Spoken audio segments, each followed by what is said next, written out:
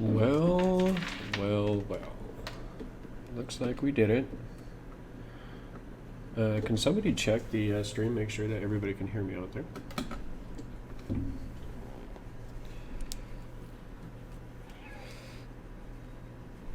Gotta throw on my headphones so I can hear all this good stuff happening out here. Perfect. Thank you, Limithron. How you doing, man? It's good to see you, bud. Speaking of that, gentlemen, please go check out Patreon and look up Limithron there. He is just joined onto the Kronos World team. He is going to be helping us out with some. He's got this amazing library of pre-made maps. Go check out his stuff. It's really cool.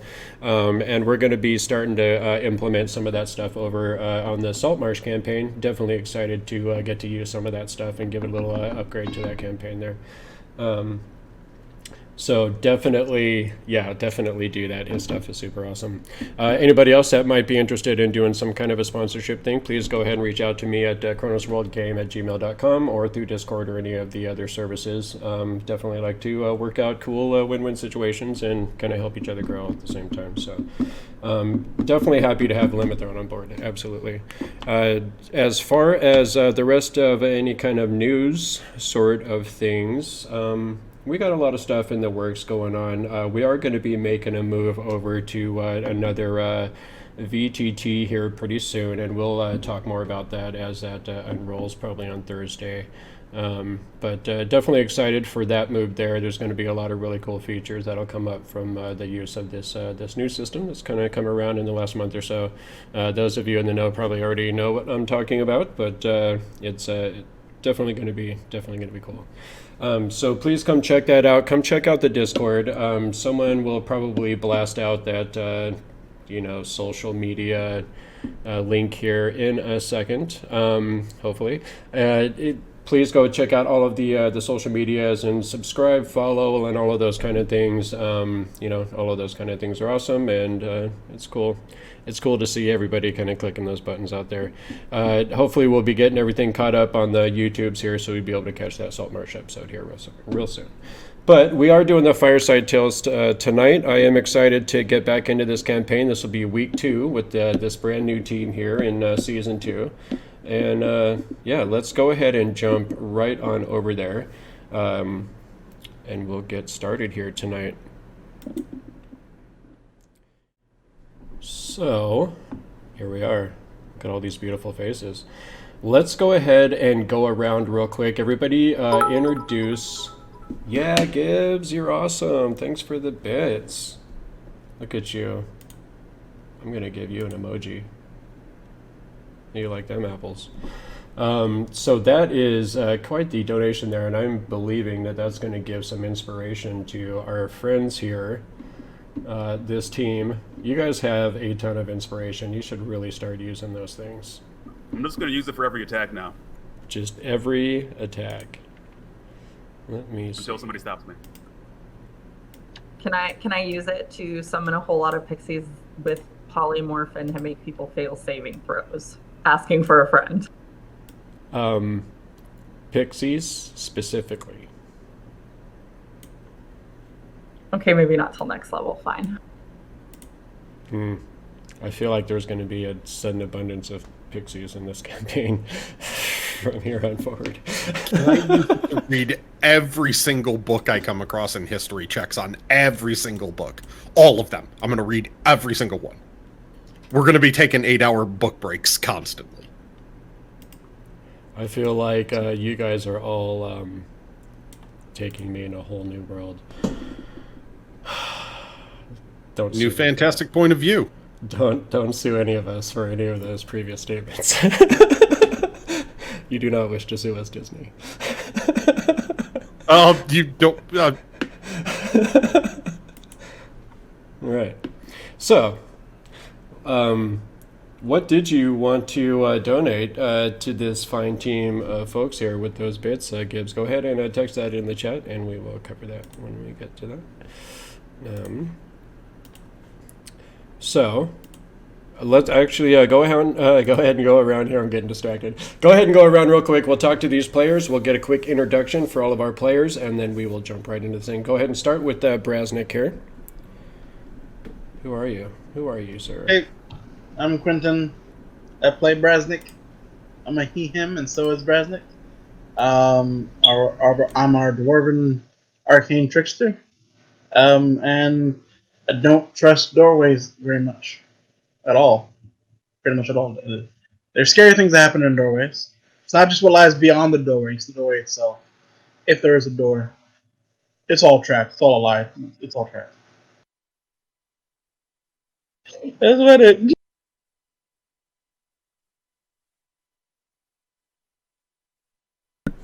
All right, let's go ahead and jump right on over to Grisellia. I'm Gigi. I play Grisellia Cointreaux, who is a Kalishtar Shepherd Druid, and she likes her plants more than pretty much anything else. I mean, that makes sense, because everything else has sentience, and with sentience brings opinion. Whoa. Did you just claim that Zoe wasn't sentient? What? Because What? this could get rough. Oh, man, I have opened a whole box of trouble for myself over here. Because Zoe is amazing, and I would never think anything else than that. Let's move quickly on over to Law. Okay, I'm Dread. I am all-purpose nerd, and I am playing Law. What was it? 750, 300 pounds, 7 feet, 5 inches, pure hulking mass, synthetic, metal accents, justice all day. I am stoked every time he enters into the arena. All right, let's go quickly on over to Mr. Seckmoth. I am Grakees, voice actor and streamer, and I play Seckmoth Dekraft, a tiefling, wizard, graviturgist, exploring Dunamancy, the new magics that have been found, and attempting to learn everything about it, while alongside Law and trying to maybe not get us into too much trouble. Yes, and we have only had about a week of dipping the toe in that trouble pool. So let's jump right on over and get these guys into this map. It's going to take just a moment to get loaded here, but we will get those guys over there. No, I don't want that. Stop it. Stop doing the thing.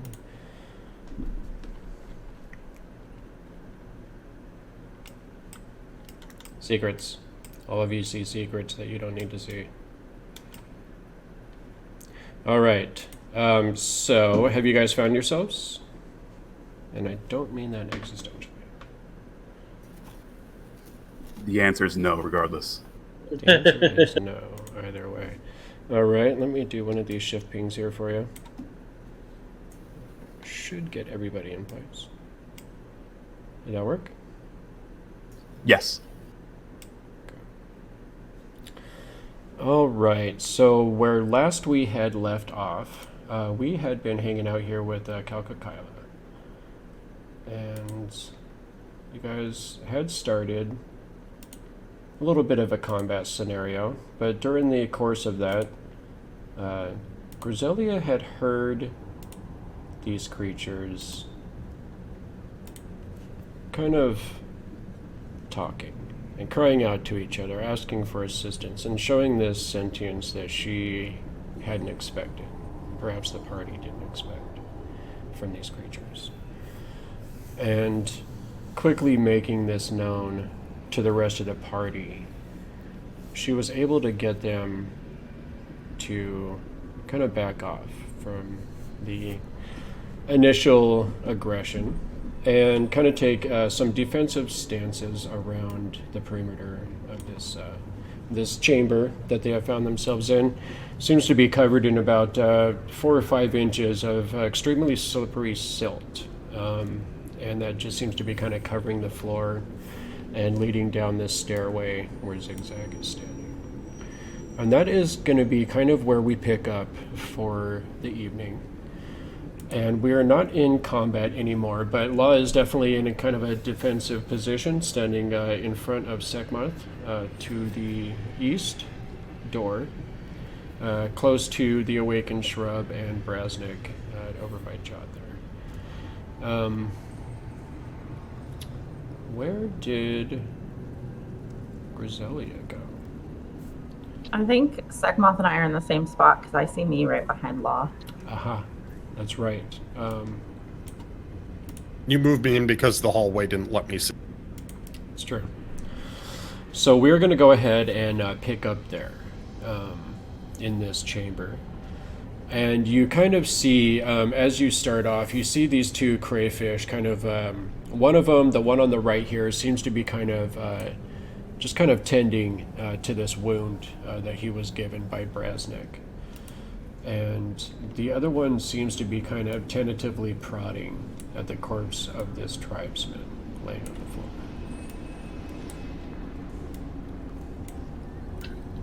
What is it that you want me to ask them? I can speak to them, and apparently none of you can, so... We pretty much got everything we needed from in our last session, sort of. It's just more so like, are they cool and not going to kill us anymore? Because then we get the whole, we are all guardians and no one wants the bad guys to wake up. Maybe just possibly a safe direction to go. Somewhere where we can cut off the route of this zombie axe-wielding death marauder open gateway to hell guy. Pretty accurate. That does continue to be a challenge, does it not? Well, we do want to ensure that it doesn't stay a challenge. So what do you recommend? Which way do we go? Are you sure that the creature was buried in his tomb? Was the creature buried? Yeah, pretty much. I mean, the Pretty whole much entire is place. not yes. Pretty much Okay. is pretty much. Okay, look. The entire room was caving in. We got out. Then once we got out, Frogman over there took all the oil that was in the beginning of the entrance and made a big boom to bury it more. So I don't think you can get more buried. You see So, Zig Zag kind of looking back over, and he just... Yeah, see? Yeah, giant boom. Like, I mean, that's as far as I think, and as far as I can, put two and two together. That last giant boom was probably the reason you guys fell into here in the first place. Like, big boom, and then all of a sudden, new people.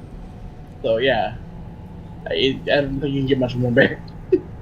Although he is apparently immortal, and has a magical weapon that could probably easily split through stone. So, I mean, there's a good chance he's still kicking. Because remember, from last time it was the whole, to defeat him, we must allow him to gain his ultimate form and then whoop his ass. What direction? That's a better question. Why he lies beyond the door behind you, Sir Knight. That door, the passageway has collapsed. Is there a way around? There's only one entrance into the tomb, Twokas Papoakas. If it has been buried in rubble, then perhaps it is safe for now. Only for now. We must head off this threat immediately. Tell me where I must go. Yeah, for now, for sure, for that. I've heard stories that, vampires can do various things, and then some of those stories is this whole transformation into mist thing. So, I mean, if there's any cracks, and he actually is a vampire, I'm not entirely sure that he is, or if he isn't, but he did call bats to his aid, so I'm just saying, he might be able to trickle through some very small spaces and come after us. Then we must find him first. Where are we going? I mean, okay, so here's the important part. As I turn back towards Griselda and the hermit crab. How does he go about gaining, his ultimate power or back to full strength? Like, is there a place where we should, meet him or head him off there? Because I know that to end him fully, you said that he has to get back to full power. So, is there like a ritual altar way deeper into this tomb that he's gonna head towards to gain more power? That we should probably set up an ambush at? That is what I was talking about. The answer to that is twofold, Sir Dwarf. There is no place that Tlokas will need to go to regain his own power. But if he wishes to truly awaken Zotsalaha, the dread god, then he will need to go up to the upper chambers, to the great temple. And there he can awaken. So How do we get there? find your way through this labyrinth. Master traps designed to slay you where you stand. Oh, the doorways are trapped. I told you, they're everywhere. Not all of the guardians are as willing to negotiate. Zai. Good. Law walks What do you over mean? to where Zig Zag is. Okay. Frog, do you sense something this way? Just kind of looks up for a second. And he kind of shrugs his shoulders a little bit, and he kind of motions down towards the door, and then you see him kind of point his hand across the way towards the west, which in this map is down. And you guys notice across the way there that there is indeed another door over there. Does the stairs Tim and Lauren standing in front of, do those go up or down? They go down towards that doorway that's there. And it All looks right. like this area here has been covered in silt as well, kind of jammed up against the bottom of the door. Looks like you might have to work at it a little bit if you were wanting to go this way.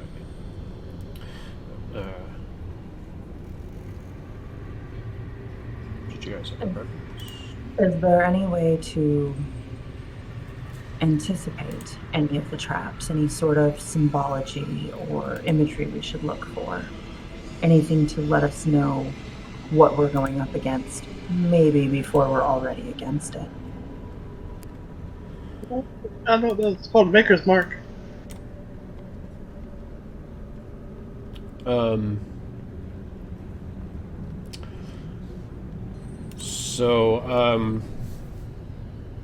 This giant hermit crab, Kalkakyla, just kind of looks at you for a moment. Ah, assassin. And just kind of looking at you for a moment, and I am not aware of these things. My domain is here, child. I know there are other guardians. Some that will be willing to negotiate, and some that will attack you on sight. Some that serve Zotsalaha himself. Is there like a theme? Like, are all the guardians, reptiles, or is there's various different creatures of the animal kingdom?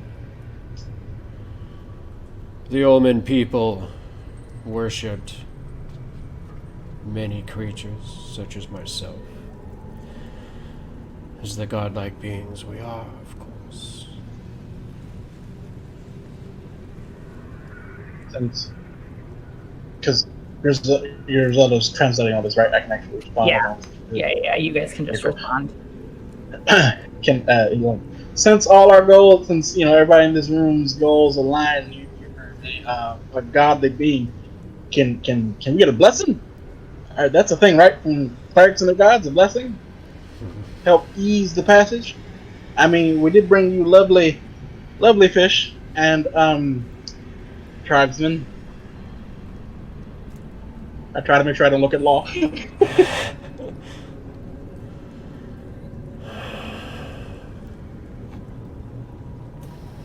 Druid, which way are we going? Survival in itself is a gift. You have awakened one who should not be awakened. Still, I will let you live. I will let you pass. Turn to the group. Just to be clear, I in no way awakened anybody. It was all my quote-unquote master's fault with the whole fireballing thing. Okay? Just to be clear, I didn't do it. No Right, one- Jot? Right? You see, no one's accusing you of anything, and the more you protest, the more you seem guilty. Yeah, I mean, it was kind of like this group efforts in there. I mean, if we're really being honest about everything, I mean, I know, like, you know, this one guy's, he was like, definitely, I mean, honestly, it was this elf lady, you know, and she was pretty cool in my opinion, but the other guys, you know, they kind of had their own little ways about us and stuff. But anyway, like, she drops this fireballs, and it, like, just woke up the bad guys, and then all of a sudden he just went all crazy on everybody, and yeah, it just kind of became this thing. So I guess technically he's right. It was kind of like the wizard's fault. But I mean, you know, wizards, what are you gonna do? That's right. Wizard, what are you gonna do? No Yeah. offense there.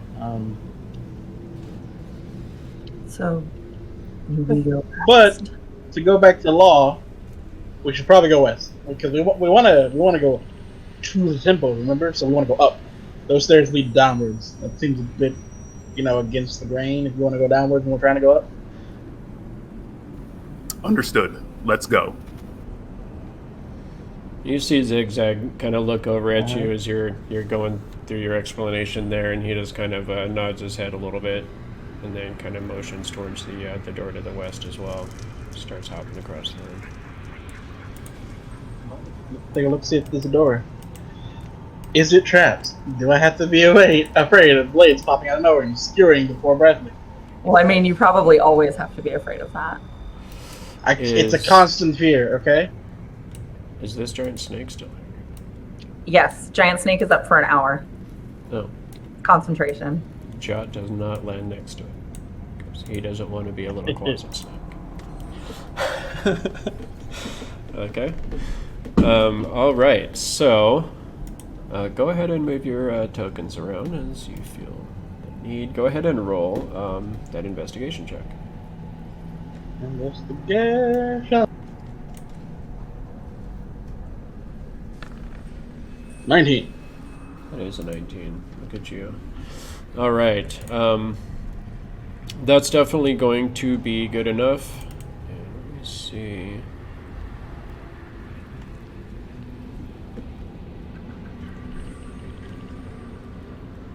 Let me see what's in store for you here. Once I'm walking around the door, I'm just like, see, this is why I kind of missed my quote-unquote master. She was a divination wizard, so she had this cool thing where she could change fate or something. Really helps her not fucking up. Kind of missed that, just a little bit. Divination, you say? Mm-hmm. It's very rare. It's very potent. You are an initiate of divination, then? No, I just general study. I think my talents more lie so in illusion and enchantment magic.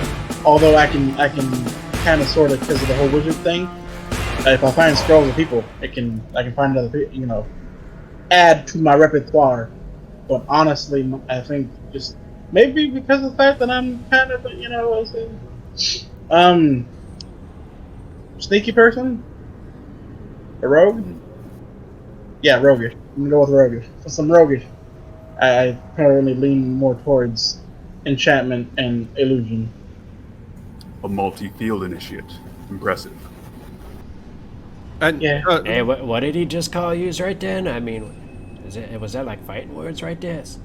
No, he was calling me multi-talented. It was praise. Oh, okay. I got your back, boss. I'm just saying. I appreciate that. Keep hold of that sword, man. Surge up. He holds up his dagger. More like a sword to him.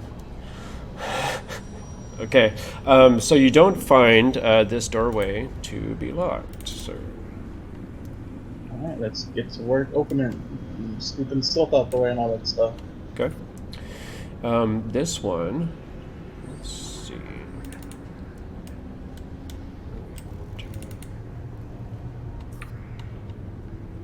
Always just be clear.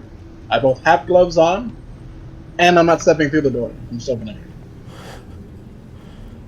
Okay. So who is going to open up this doorway? Go first. It's irrelevant who opens it. My snake can go through first. Wait, you're snaking open doors? That's No, I terrifying. said someone needs to open it, but my snake can be the first to pass through it. Oh, okay. Cool. Law has say, no that- issue opening it. That'd just be a nightmare if you were snake who open doors. Ugh. I don't think his head does that. I don't know, I can ask, but I'm pretty sure that the head and the tail are just not quite. I think they're a little too big. Law opens the door, walks through, and leaves it open for the snake to slide through. Okay. So as you kind of step to the side a little bit, this snake is going to go right. Nope, right there. You should be able to see there. Stairs leading westward, Up or down? downward. Damn it, what does it do with the downwards? They do. Is anyone else going to go through? Yeah, I'll go now because, Law and the snake survived. Yep. I'll have to now. I mean, yeah, no, sure. Okay. Is there not another set of doors in this chamber? Maybe we should check if there are stairs that go up. Or no, the other door in this chamber. To get to that door, you have to go downstairs. That'd be real weird if the door opened up and it was just like, "Aha! Tricked you! Stairs going up." Okay. So, who's going to check this next door? Yeah, it's my job. I calmly try to move around the snake without, stepping on nobody. You're going to step Pop over up their the coil or two. step over the coils as you go. Yeah, I do not want to piss off a giant snake. Also, the snake completely ignores you. It's like you're not even there. That's good. I mean, This is a win-win situation. yeah, exactly. Okay. All right. Alright, so. Go once ahead again, check and into roll the- another investigation. Investigation. Okay. Nicely done. A little less that time. It is. It is a little bit less, but this door also does not seem to be locked. We're trying. Alright, cool. Cool. We're golden. Go ahead and go on through, guys. Law rinses and repeats, Okay. opening the door and letting the snake through. All right. So, as you guys step through, there's suddenly a dragon in front of you. Just kidding. Does not. I mean, that's just I like rolled my it, luck. right? Okay. Bring it on! You know, there's one party member that's okay with this. That's about it. I mean, I've already taken down one dragon with my party members. I mean, I gotta turn these guys into dragon slayers. Well, you've Oh, no, taken they're right there. down. You took down one and you captured one. Yeah. That's true. Well, subdued. More like. You've taken down and subdued a dragon, isn't she, Brasnic? With my other party members who've been rudely snatched away from me by an evil wizard, yes. Impressive. Yeah, they story I'm took going down to this have to little. hear. It was like a wormling and stuff, like this little white one, and then like in this, we went to this other place, and there was like this big old black dragon, and it like came down, and it was like with all of like these acids and stuff, and it just, yeah, that was a pretty gnarly fight. Like I honestly, we almost all died. Like everybody. He's not wrong. Yeah. We did not have And our yes. support dragons there back then. And yet you're here. And its teeth are not my weapons. It's true. Yeah, we made like a couple of nice little steins out of this dragons, you know, for drinking some ales and stuffs. Little crown. It's good times. Wonderful. All right. So, is Seckmoth just kind of hanging back? You were moving me before, that's why. Because I can't get it to go through the door. Right. Okay. So, as everybody kind of enters into this chamber, get that centered. You do see that this room is wet, and the walls are covered with a slimy white buildup. There is about 1.5 inches of water and mud blanketing the floor. Many overturned pedestals and broken pieces of broken statuary lie on the floor, partially buried in the mud. Opposite the entrance to this room is another door. Only one pedestal remains standing in the northwest corner. On it sits a small, metallic, 3-sided pyramid. Overhead, in the shadow-draped ceiling, are inlaid colored tiles depicting a starry sky and forming strange patterns in the areas above the pedestals. Go ahead and copy and paste this into the chat for you guys. Man, it has been a while since I got to read one of those. All right, so there is that for you.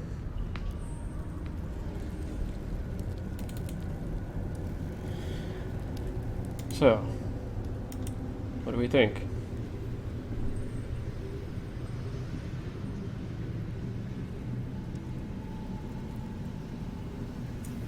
Initiate Brasnic. Did you want to attempt to open that door?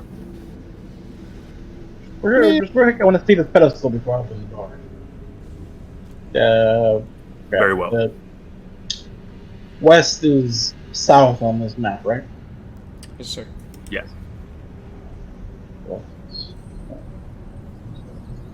Alright, so the pedestal's whoop. Might go take a closer look at that pedestal with the 3-sided pyramid on it. Okay. Just examine it, see if there are any words or rings or switches or levers. Also, is the pyramid like fully it's being held by something, or is it just on top of the pedestal? It is just sitting on top of this pedestal. Anyone else want to do any kind of investigating? Go ahead and roll investigation checks.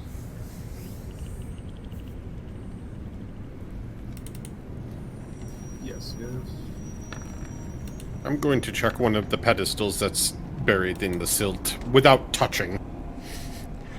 Law does not see anything. No. I want to be looking at the ceiling with the tiles are displaying.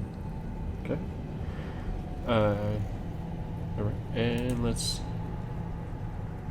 got a 14 on that. We got the 15 for Brasnic, and Law is studying the muddiness of the floor.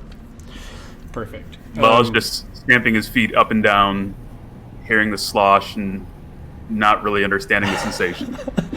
This is new. Like a kid in the rain. That's true. How am I and a 12 for perfect. Okay, so Seckmoth, that is going to be good enough, and you do see that this fallen statuary seems to be made of stucco, and kind of it is depicting some of these almond gods, is what it looks like to you. You see something that resembles a coyote. You see a crab-headed figure that looks very much like Kalkakyla that in the room you just left. You see an alligator-headed god. You see a feathered warrior and a jaguar.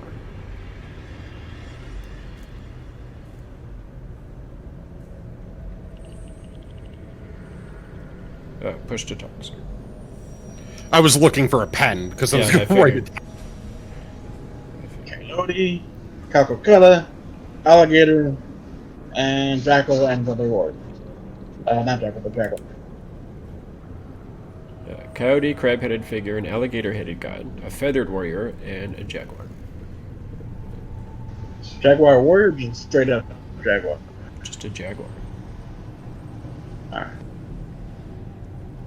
What were they again? One more time. Crab, jaguar, alligator feather, and... Coyote. Yes. Thank Actually, whatever did happen to Rafiki's Jaguar companion? Did he not make it out of the room too? No? Okay. No. Stella, how versed are you in the constellations? How versed am I in constellations? Roll a nature check.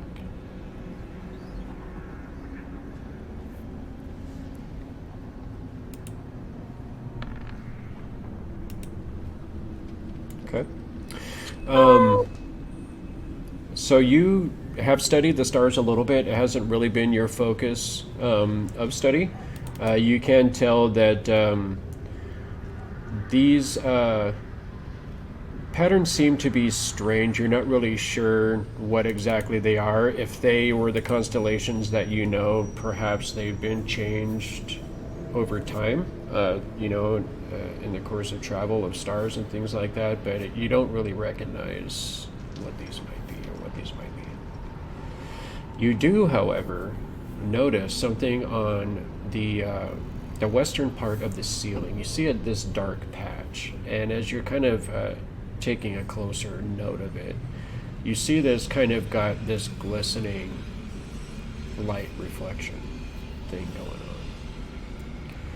As you get a little bit closer, you see that it seems to be some sort of like a patch of algae, almost. Some kind of green, slimy plant life matter. Does it look like any other sort of plant life I would have seen in here or on the way to here? Roll me another nature check.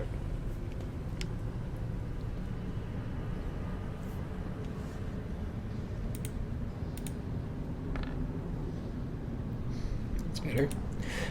You don't recognize it as something that you have seen in here, but you can tell that it does seem to just be like a colony of algae. It doesn't seem to be, you've heard of creatures called green slimes before. And you know that they can inhabit, very dark, very wet kind of areas and dungeons and things like that. And you can tell that this seems to be just a harmless plant and doesn't seem to be one of these dangerous kind of creatures. Well, as far as the constellations go, I mean, they may just be primitive versions of what we know now. They don't look specifically familiar, but they don't look that foreign. I'm more interested in all of this life. And she's going to just turn her focus onto the slime. Okay. Let's see. And Brasnic, as you kind of approach this corner with... There's a little statuary here. As you get a little bit closer, you can definitely see that it is not made of stucco like some of these other pieces are. You can tell that it seems to be some sort of metal. And as you get even closer, I would tell you just from your dwarven nature that you can tell immediately that it's made out of silver. You can see that there are also strange markings all around this pyramid. Yeah. Really wish we had Rafiki in the whole Amen language thing, because he knew it somehow. You need someone that knows how to read languages. Maybe? There's a bunch of strange markings on this pyramid that is made of silver. So, I mean, if you have some type of language stuff, go ahead and give it a shot. I've got the language stuff. Give me a few minutes to consult my book, and I will see what I can do. Alright, you do that. I'm gonna go make sure the door doesn't explode. Before you do that, we should see if any of us can just read it. I mean, that's the thing too. I'm sorry, I'm so used to having the knowledge about my party members forgetting that you guys are new. I don't know that much about you. Right. Everyone take a gander. I only know Dwarvish, Common, and Goblin, so it's none of those. Brasnic, you do recognize that this writing does seem to match the other writing that you've seen around this temple so far. So, very good guess that it is also ancient Olman, the language that these people use. I point that out. So, yeah. I don't speak that normally, but I could read it if given 10 minutes. You do that. You do what you need to do. I'm gonna go make sure the door is both something we can pass through and something that won't kill me. I'm gonna ritual cast comprehend languages for 10 minutes. While Brasnic is checking the door, or Brasnic, are you just going to do like an investigation on the door? Yeah. Okay, never mind then. And that's massive slime is right above you, Brasnic. Oh, what now? It's fine, just ignore it. It's not alive. It's Right. alive, but it's not alive. Oh, okay. You say so. It's like I had the gun to walk away. But alright, okay. Sure, I'll see if this door is locked and or trapped. Okay, go ahead and roll that investigation, sir.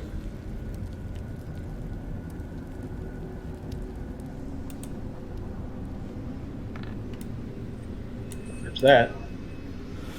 Oh, that just happened. It is neither locked or trapped. Alright, so this door won't kill us. But I'm not saying these green, sappy, slimy things. So there's that. Okay. I'm actually gonna go closer to our wizard. I'm going the wrong direction. And observe him and his casting. Oh, no, I'm still back over by the door where I'm casting. I'm gonna approach it after I'm done. Okay. Sorry about that. I'm making sure to stay the hell away from the thing that could be bad. No problem, sir. That was my fault. All right. So I would say that this 10 minutes goes by, and you're finally able to go ahead and cast the spell. Whenever you're ready. Law has stared at his feet for the full 10 minutes, Just being in the mud. just being in the mud. That's what a natural one gets you. That's true. He's very enthralled by this feeling. The snake will just like slither around his legs, causing extra waves. And more extra sloshing. Astounding. Teamwork. Okay, so the spell is spent cast. Let me take a look now. I should be able to understand what it says, I believe. Okay. So you Brasnic, you're going to take it over to him. No, he's going towards it. I was just watching him cast a spell for future reference. Okay. So I am not going to handle it. I'm just going to stand and look. So you see as it goes down one side of this pyramid, just looking at the one face of it, the three-sided thing there, you see that it etched along one side and then etched down the other, and then finally coming around the third side there. You see that it says this represents the god of the moon and lightning.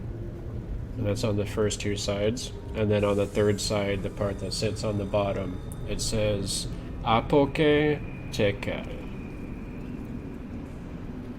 And you can only assume that this is the name of this god of moon and lightning.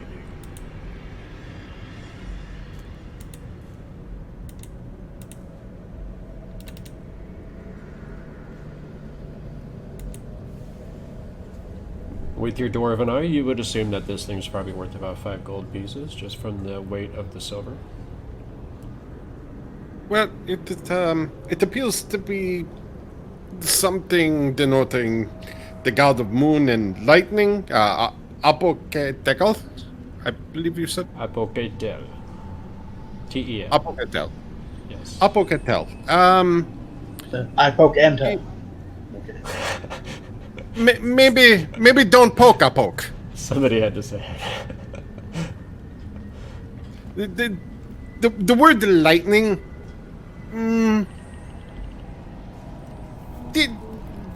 Little cause for concern. Little cause for. But I mean, it's like a pure silver thing. I kind of want it. I'm more curious why it's the only one left standing. Yes, that is why I said no poke. If new compatriot in this moment, Brasnic. I'm going to stand over by the door on the other side of that wall, and if you want to, you do that. But I'm walking over here now. Okay, go ahead and move your tokens cool. wherever you guys are. Or where you'd like to go. I think, Grisellia, you have a good point.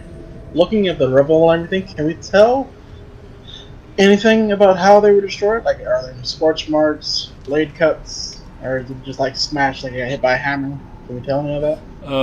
It definitely looks like it's been some time, but it looks more like they were smashed from like a physical contact of some sort, probably. Or just even having the pedestal shoved over and then the pottery fell to the stone and broke in that way. Gotcha. Well, standing where I am, because I kind of want this silver pyramid, I'm gonna go ahead and cast Mage Hand and grab it with a Mage Hand. Okay. So as your mage hand reaches out and it kind of wraps around this silver pyramid as it sits there, slowly kind of lifting up one little corner and then lifting up the second, and finally as the third one kind of comes up off of this pedestal, just floats there in the air. Sweet, mine. I take it back and put it in the bucket. I'm a bit concerned on how this one is so scared of doors, but is completely fine stealing relics and idols in a place that is quite obviously cursed.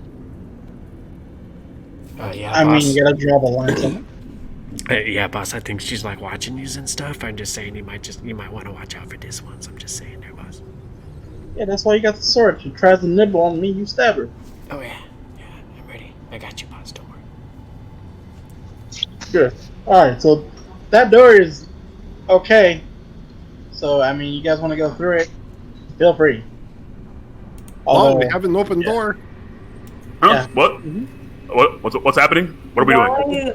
Oh, if you have this mage hand that can do all of that, why have we even been sending Law through the door and having him open it? Can't your hand just do it? If something were to rush through the door, a mage hand would not stop it. I would. There you go. There you go. There. He makes a very good point. I mean, why would you not have the 7'5" steel man bar the door? Okay. Law walks Yeah, over and Law, pushes through the door, leaving it open for the snake to come through. Okay. Alright, so that snake does indeed go through. Who else would like to go through here? I'll give it a minute to see if there's any screams, pretty much. Okay. Law, as you step through here, you can see that the walls and ceiling of this hallway are coated with this same slime, this white slime. And you can see that the floor of the passage is covered with a layer of mud. And through this mud, a steady stream of water trickles northward. The stucco on the walls is flaking off, and there are glowing silver tracks in the slime crisscrossing the walls and the ceiling. Along the east wall of the passage stands a 12-foot tall statue. A 12-foot tall stone statue of a man outfitted in fine clothing and holding a stone tray in his raised arms. Its eyes appear to be black gemstones. The right one droops out of its socket, balancing on the statue's cheek. From behind the left shoulder protrudes the hilt of a weapon, most likely a sword. The stone tray, as well as the forehead and the nose of the statue, are chipped and scratched. And this, my friends, is what you see.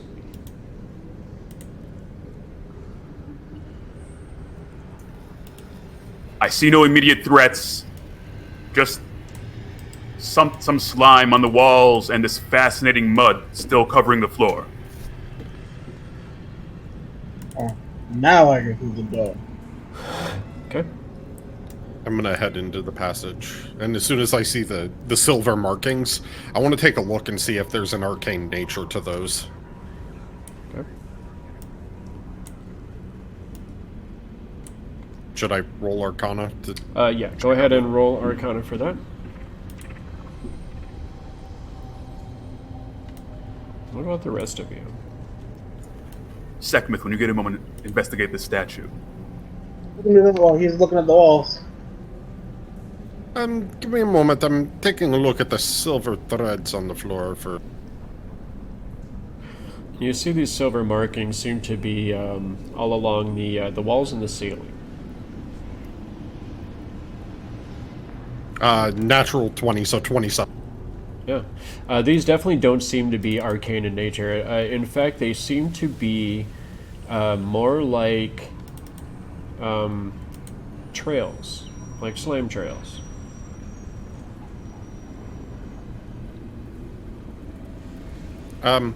Sela, there appears to be... I thought the silvery material might have been arcane in nature, but it appears to be slime trails of some sort.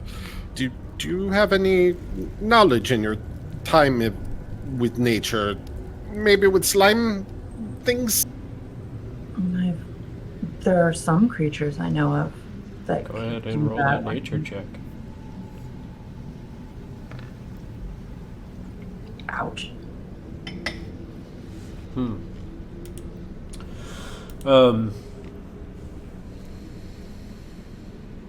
I would say that this one is probably actually pretty easy for you. We'll see if it says.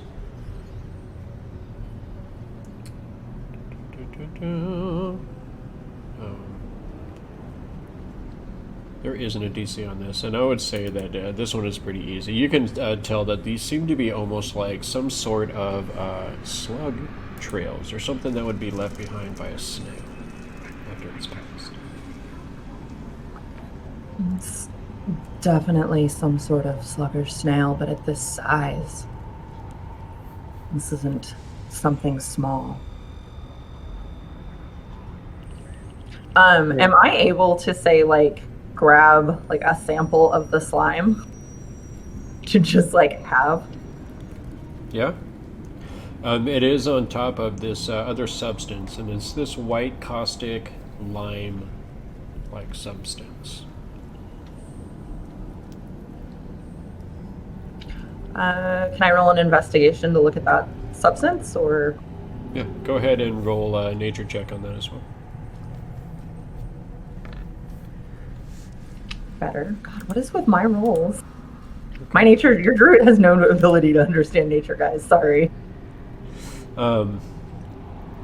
This seems to be some sort of exactly like that. It's just like this lime that has been so saturated with moisture over thousands of years that it has just kind of started to slough off a little bit because of the accumulated just wetness of it. And it has kind of, as you're kind of like investigating it, you can tell that it has almost like an acidic nature to it.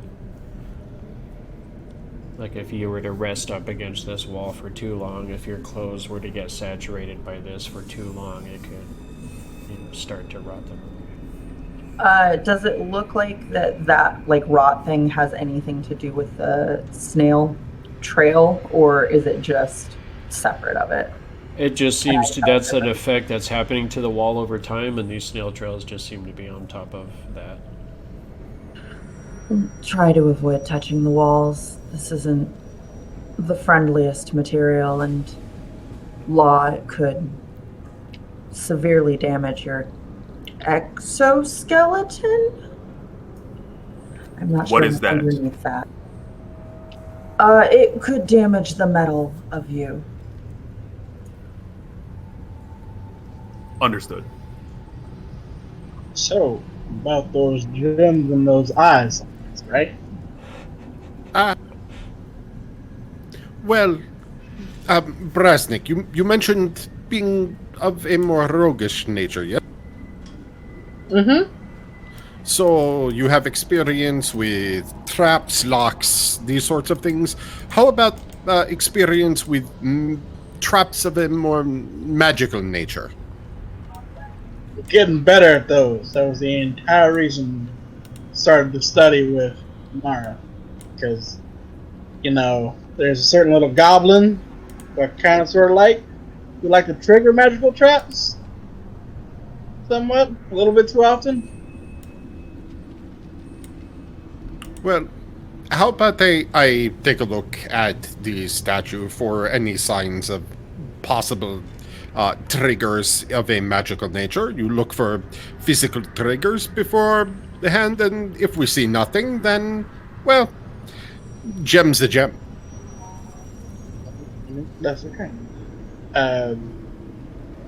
You mind pointing out if you find any magical triggers so I can learn to identify? Yes, I will show you what I find. If I find. Yeah. Deal. So I want to approach the statue cautiously, but look it over to see if I catch any signs of magical trap triggers, activations, things of that nature. Okay, roll Arcana.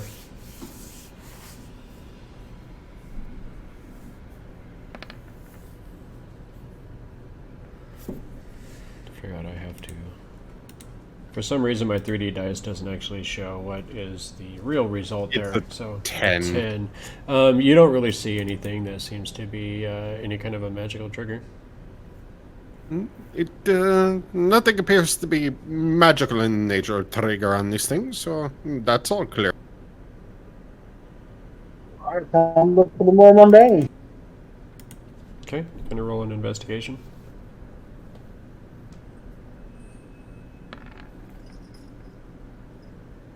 Okay. You are searching around this thing, trying to see if there's any sort of a trap that might be triggered here. You definitely realize that this statue seems to be extremely top-heavy in the way that it has been built.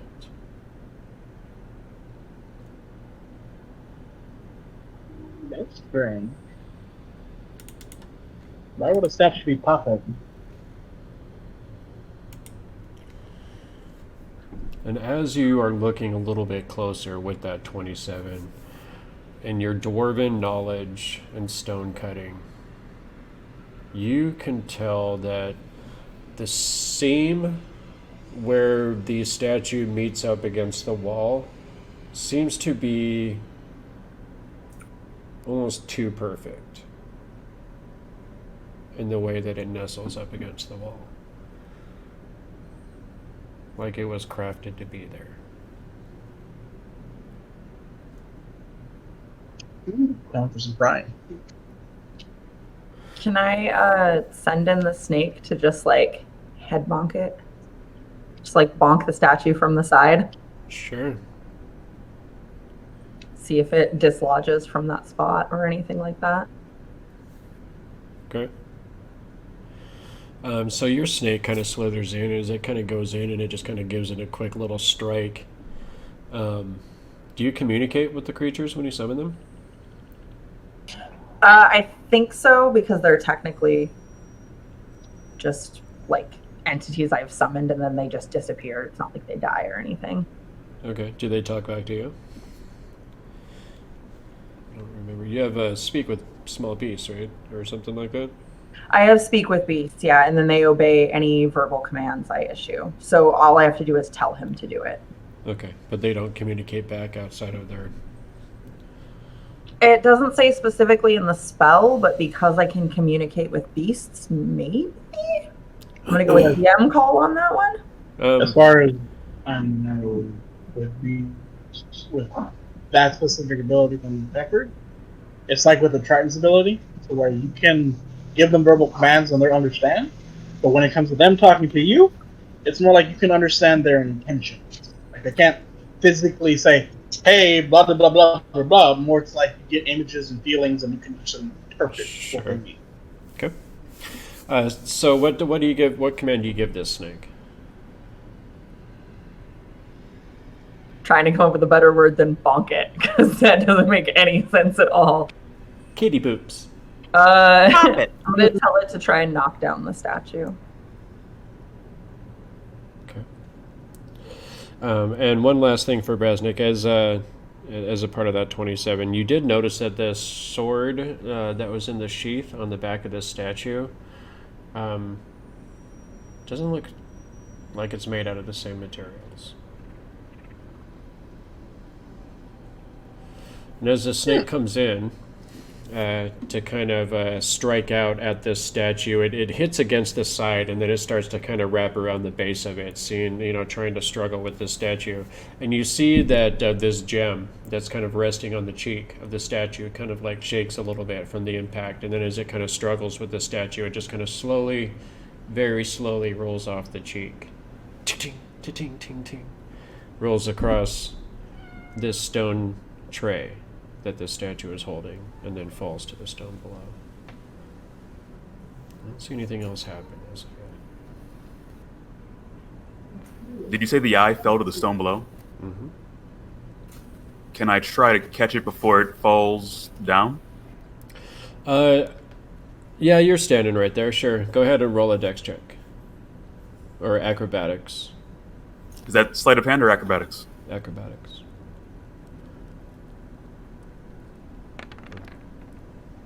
I suppose it could be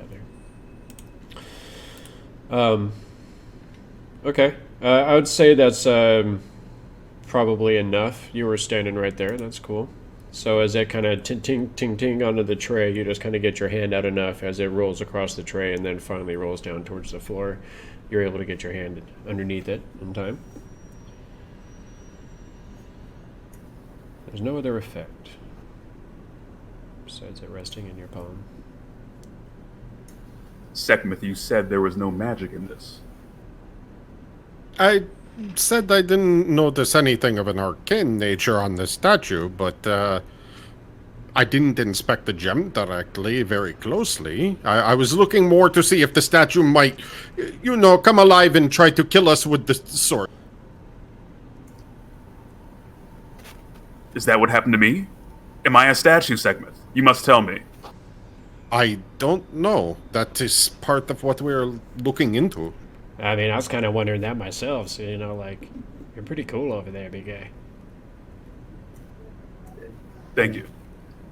Law tries to fit the eye back into the socket. Okay. So you're kind of able to kind of fumble it around with it, but eventually you kind of are able to get it back into place. Kind of sits there. What else happens? Should we get Straightens it out.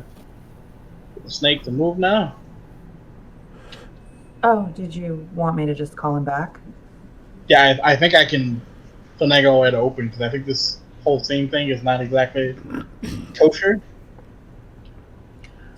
Come on back. See it kind of disengage from the statue and starts slithering back over towards you, and you just get this kind of sensation as it's coming back past your feet. It's not food. Alright, I'm gonna try and see if I can find a way to open that scene that seems to be just a little bit too good to be true. Okay. How are you going to try to attempt this? If I run a finger along it, see if there's any catches at all. If that doesn't work, I'll probably get to Brian. Okay. All right. As you're kind of looking around the edges of this thing, you're getting more and more convinced that there's something going on here. Go ahead and roll another investigation check. Alright.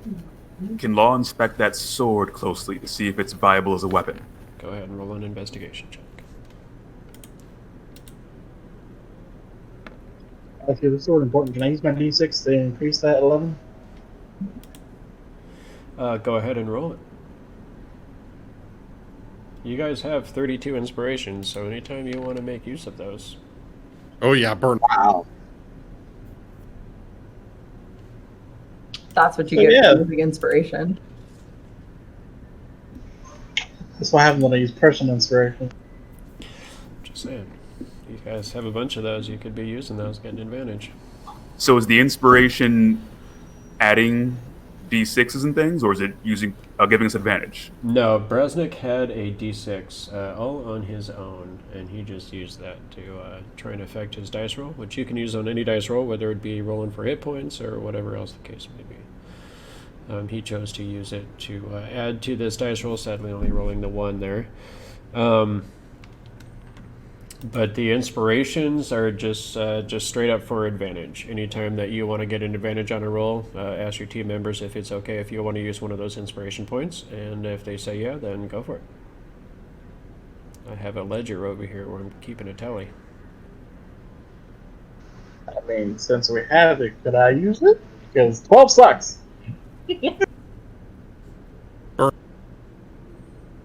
Alright, Do I it. think I got 2 yeses. Burn Yep, 2 yeses. Okay, Okay, cool. Yeah. go ahead and roll again, sir. Please be better. Yay, 14. And Gibbs just gave you guys a bunch more inspiration, so when the show's over, I'll tally that on there. It was a 14.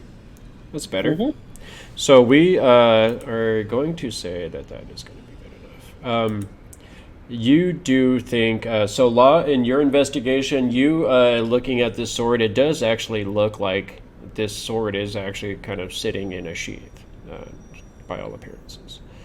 And Brasnic, as you're kind of looking, you see Law as he's kind of up here, you know, he's got his hand on the side of the statue, kind of looking at this this sword on its back, and you just a bit of weight from this big Warforged being next to you. You can see that it actually, the statue kind of just shifts just a little bit forward into the hallway.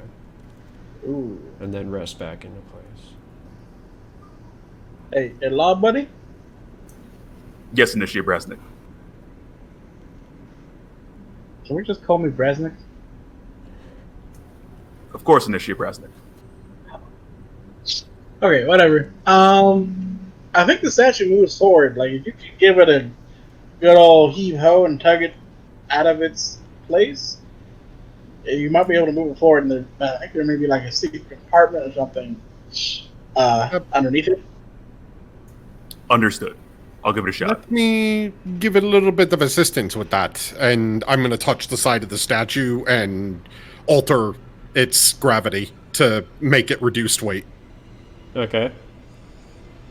All right. So you see Seckmoth just kind of close his eyes for a moment. Is this an ability or a spell that you cast? It's an ability, it's not a spell. It's Okay. just part of being a gravitor, just so I can just alter the weight of stuff. Okay. And is that something you just do a certain amount of times per day? Nope, it's just something I can do. It's Just- like a cantrip. Just It's gets not to a- be awesome. Yeah. Okay. Yeah. So as you touch this thing, Law, you come over and you grab a hold of it, and you're just getting ready to just muscle this huge giant statue. And as you start to give it the weight, you actually just slam it up against. What positions are you guys in there? Right in I'm front of standing to the side in the hallway up against the wall, just Okay. like, eh. So you're just gonna kind of grab it by the shoulders and pull it towards you, or how are you trying? What are you trying to do with this statue? Brasnic recommended moving it forward, closer down the hall. I think he's actually standing in the way, though. But if he moves forward, aside, like towards you. oh, you want to Pull push it out of towards? the box. Towards Law. Then yes, I will pull it towards Law. Okay. Almost. So I'll get yeah, pulled. I mean, it actually, as you start pulling on it, it almost just jumps into your arms because of how light it is, and you're like, "Ugh." And as you guys see this happen, you see this stone just kind of pulls out of this almost like an entryway or a doorway behind this statue, and you could see that there was a block of chiseled stone behind the statue that just fit perfectly inside of this doorway.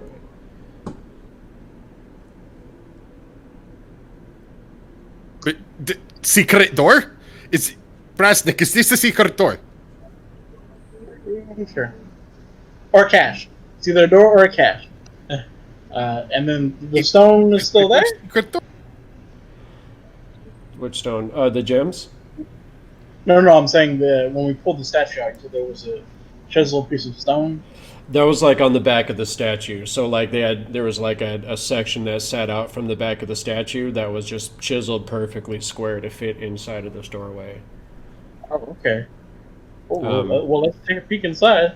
As you pull the statue forward, Law, the one gem that you put back in place kind of falls out, kind of tinks off of your shoulder and falls to the stone at your feet, or the sludge. And the other one just kind of stays in place. You do notice that this sword that's in the sheath kind of rattles a little bit in this stone sheath. When Law pulls it out, he sets it beside himself. He picks back up the eye, puts it back into the socket, and then begins to try and draw the sword from its sheath. You're putting the statue back in the place? No, I'm just putting the eye back in the socket and then pulling the sword out of its sheath. Okay. But I'm leaving it out of the out of its crevice. Okay. So it kind of rocks forward. You would have to kind of step out of the way and let its, like basically its forehead would kind of lean up against the other wall. Or you could probably somehow get it to the ground, if that's what you want to do. I'll push it up against the wall where I just was. Okay. So as it sits there, kind of leaning with its forehead up against the wall, you put the gem back in, but it just immediately falls back out. You pick it back up, put it back in, it just falls right back out again. I'm more focused on the sword in the sheath now. Okay. I was going to see how many times you wanted to repeat that. As you do start focusing on this sword, Brasnic, you do realize that these eyes are pieces of polished obsidian, and take that for what it is. The sword looks to be, as you draw it out from the sheath, you can see that it's in very fine condition, and it seems to be made of laminated wood, inset with jagged teeth of obsidian. Seems to be like an ancient Olman warrior's style of weapon. Is it like a two-handed sword or one-handed sword? It would be a long sword in size. Very fine craftsmanship. I give it a few test swings. I check the bounce, lift it up, line it up. This seems usable. Seckmoth, you detected no magic from this? I detected no arcane sigils, but I didn't actually cast the capability to detect magic. I could see if I can identify it. I could do a detect magic. Again, 10 minutes time.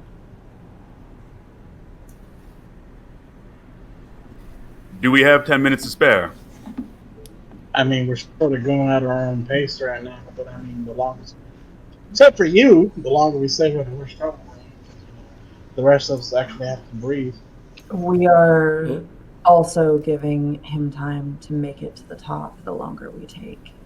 Understood. Is there anything in this socket that we just pulled the statue from? Seems to be a tunnel leading into the darkness. Like big enough for just me to go through as a dwarf, or big enough for even big man to go through? Better question. Is it big enough for the snake to go through? Snake has blind sight. It is. Dark vision. It seems to be about 5 foot wide, so the big man could make his way through there as well. I mean, the snake is an actual creature that you summoned from like some forest area or your own private grove, or? Sure, pick one. My main point is it expendable? Oh, yeah, I can summon another one. It's not a real creature. It just appears as such. All right, let's have the snake go first. That's wonderful. So we're at about 25 minutes into the first hour. Just so you guys know, every hour that you spend in Tomoe-chan, we will be rolling a nice little damage die for the poisoned air. So it is definitely a little bit of a race against time. So you're going to send the snake in here? Yep. Okay. So as the snake kind of makes its way down the hallway, how far can you kind of sense feelings from this thing? Is this a close proximity thing? No, there's no telepathic bond with him. The telepathic bond thing for Kalishtar doesn't work on it. It has to understand a language for that to work. So I have to do Speech of the Woods, which is the shepherd druid thing. Yeah. So it's more, it would go forward and can't respond to her until it comes back and she can. Yeah, it would have to come back to me. Okay. So this snake kind of disappears into the hole for a while, and then it comes back to you after a few minutes, probably 5 minutes or so of exploring. So I'll say about half an hour. Don't snakes know snake jazz? Snake jazz. They need to. If they don't. I mean, this one doesn't, because obviously he's a subpar snake. Next time I'll summon Snake Jazz Snake. Yeah. I mean, I feel like this needs to be a thing if it's not. So, We're going to have to homebrew a new summon for me. we don't have capuchin monkeys on this show. We have little snake men that stand up and do snake jazz when you get a critical fail. You're going to have to multi-class the bard to get it, though. Yes. Wait, that means I also get Bardic Inspiration. All right, I could probably take a level of Bard. It won't hurt me too much as a druid to take one level. You'd be a very inspiring druid. Just saying.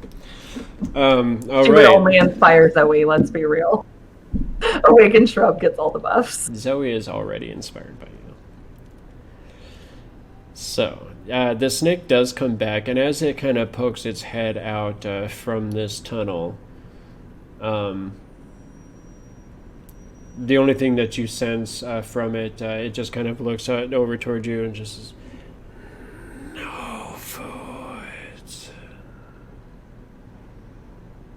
Seems empty. It's just a hallway. Then we have a choice to make.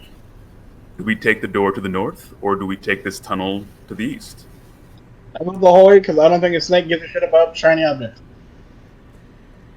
Yeah, he doesn't really care about shiny objects. He cares about food. He's a snake. And secret doorways for good reason. And this doorway, it was a bit sealed. I'm going to poke my head in and check the air of the room a little bit. Okay. Still seems to have that the poisoned quality to it. Damn it. I was hoping that maybe it was sealed off from these horrible air. Were you casting Identify during this time? Or did we decide against that? We decided against it because it's 10 minutes. Okay.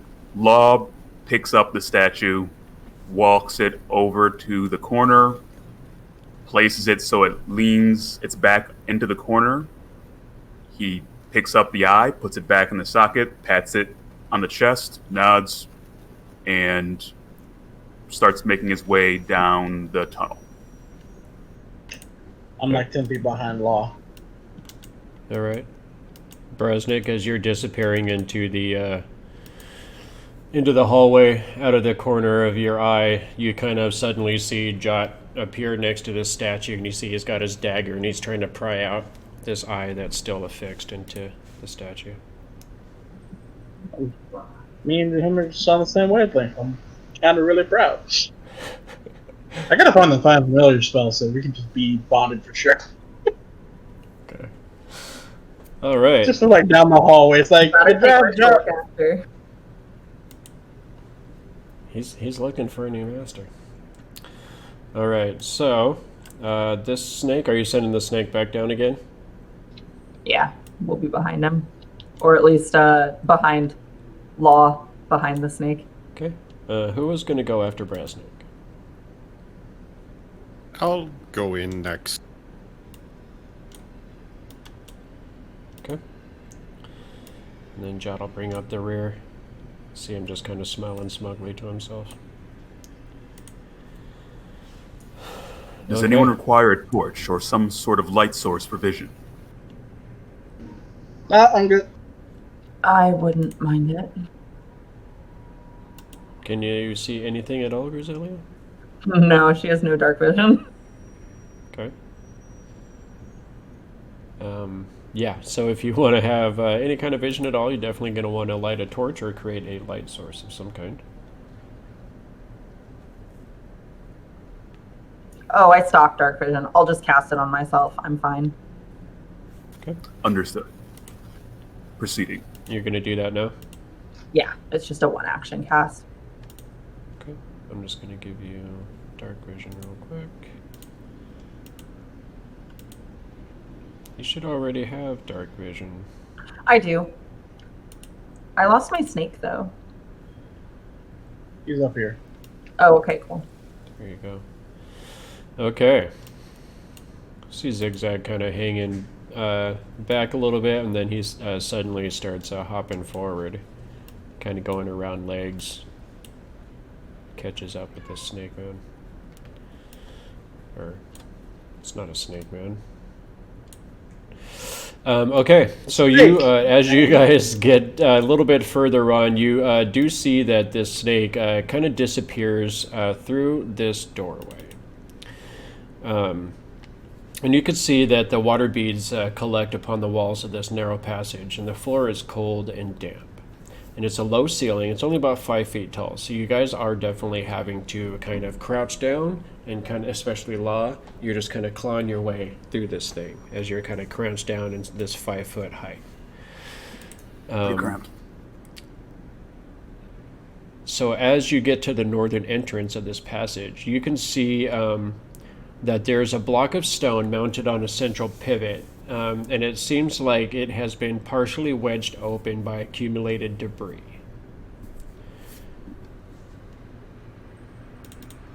You guys gonna make it through there? Yep, apparently. Okay.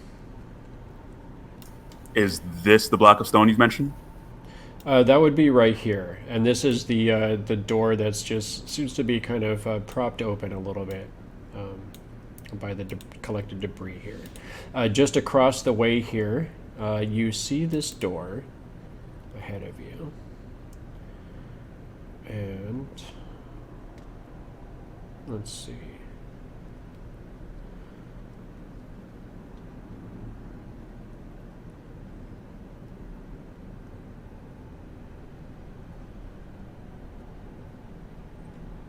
So you see that water does accumulate in the center of this corridor, and it seems to be flowing westward towards you guys. And then you see it.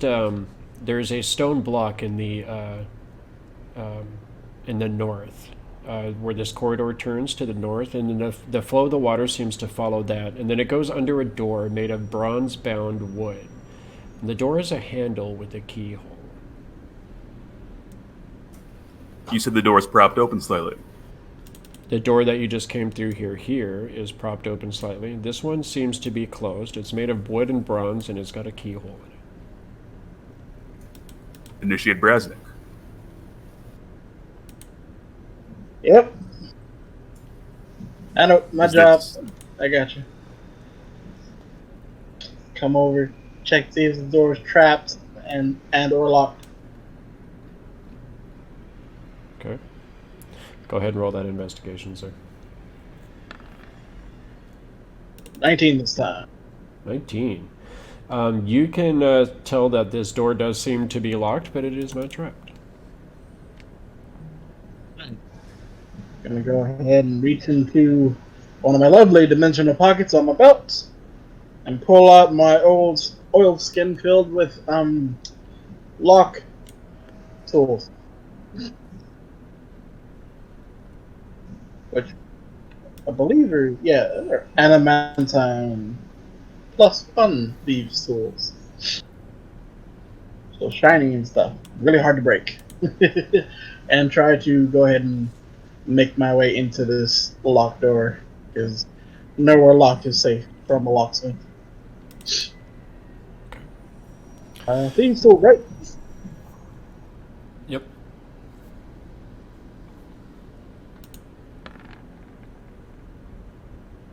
A 20 is pretty 20. darn good. So as you kind of, you guys see him pull out these tools that are made of a metal that many of you are probably not very familiar with, but definitely looks to be extremely fine craftsmanship on these tools. You see him just expertly kind of put them in there. It kind of takes the other one, and after just a few moments, you hear as the door unlocks. This is how we do it. I'm gonna tuck those away real quick and move out the way and say, "Law, if you will." Of course. Okay. Law slowly opens up the door. Okay. You're gonna let the snake in first? Sure. Okay. So, as the snake kind of goes through the door, Grisellia, you get this feeling in your mind that's just like, comfort. As it kind of slides forward into the darkness ahead of it. Law, as you step through, you see that this chamber seems to be filled with water. When you look across the way, you can kind of see what looks to be almost like the very top end of a doorway, but this chamber has been so filled with water that it has covered most of the doorway across the chamber. And as you're standing there, kind of taking this in, you feel a little bump at your leg as Zig Zag kind of pushes in past you, and you see almost like this look of relief on this little frogman's face. And you see him run and just jump and just dives into this water. Zig Zag, no! Grisellia, go ahead and roll a nature check.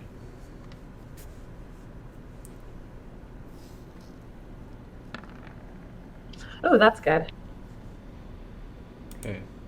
And you know, just from your studies and whatever of amphibians and creatures of that nature that they definitely need to keep their skin wet. They need to, find some source of moisture or water almost every day in order to not be seriously affected by the lack of it. So you can kind of sense his pleasure at seeing this pool of water as he runs to dive into it. It's a 20 by 20 room filled with water. I see no enemies. And Seckmoth, as you're screaming, no, to Zig Zag, as he jumps into the water with a nice splash, almost zero splash, because he is a perfection diver. As the snake is also kind of slithering into the water, all of a sudden you hear this kind of a sound, and all of a sudden you see this water start to vibrate, and all of a sudden it just explodes upward, and you see Zig Zag kind of like flying backwards a little bit within this splash of water, and then all of a sudden you see this water just get sucked down, and you see Zig Zag just I want to try to grab Zig Zag before he gets sucked down. He disappears before you can reach out for him. And then suddenly you see this water. It's rising back up, but it hasn't quite filled the room again yet. And you feel like you may have enough time to get to this other doorway before the water level has risen again. Did the snake get sucked down? You don't see the snake anymore either. Was this a large hole in the ground, or a grated hole, or how large of a hole? All you see is water. The frog and the snake have been taken by the water. What does that mean? Law steps into the water and starts feeling around to see if you can find them. Okay. Is there anything in that room, I guess? Well, if he's doing that, I suppose we should at least... Should you really be in there? They're in here somewhere. Something happened to them. He's still feeling around, panically looking, kind of putting his hands in the water, looking through, trying to find them. Okay. As you step down in there, your feet do connect with something solid below you, and the water still comes up to about your knees on Law, so it'd probably be closer to like here on Brasnic, a little more neck deep. And you can't really see through the murkiness of this water, but it almost feels to your feet like maybe there's some kind of holes or something that's been worked into the stone of this floor. But you could see, even as you're standing there, this water level is rising up again. Brasnic, go ahead and roll your Dwarven Craftsman triggeriness. What? Confused. Your knowledge of traps with all of that, like investigation. Oh, okay. So it's an investigation, and because the traps are locked, so I would have D4 extra. Yes. There's investigation.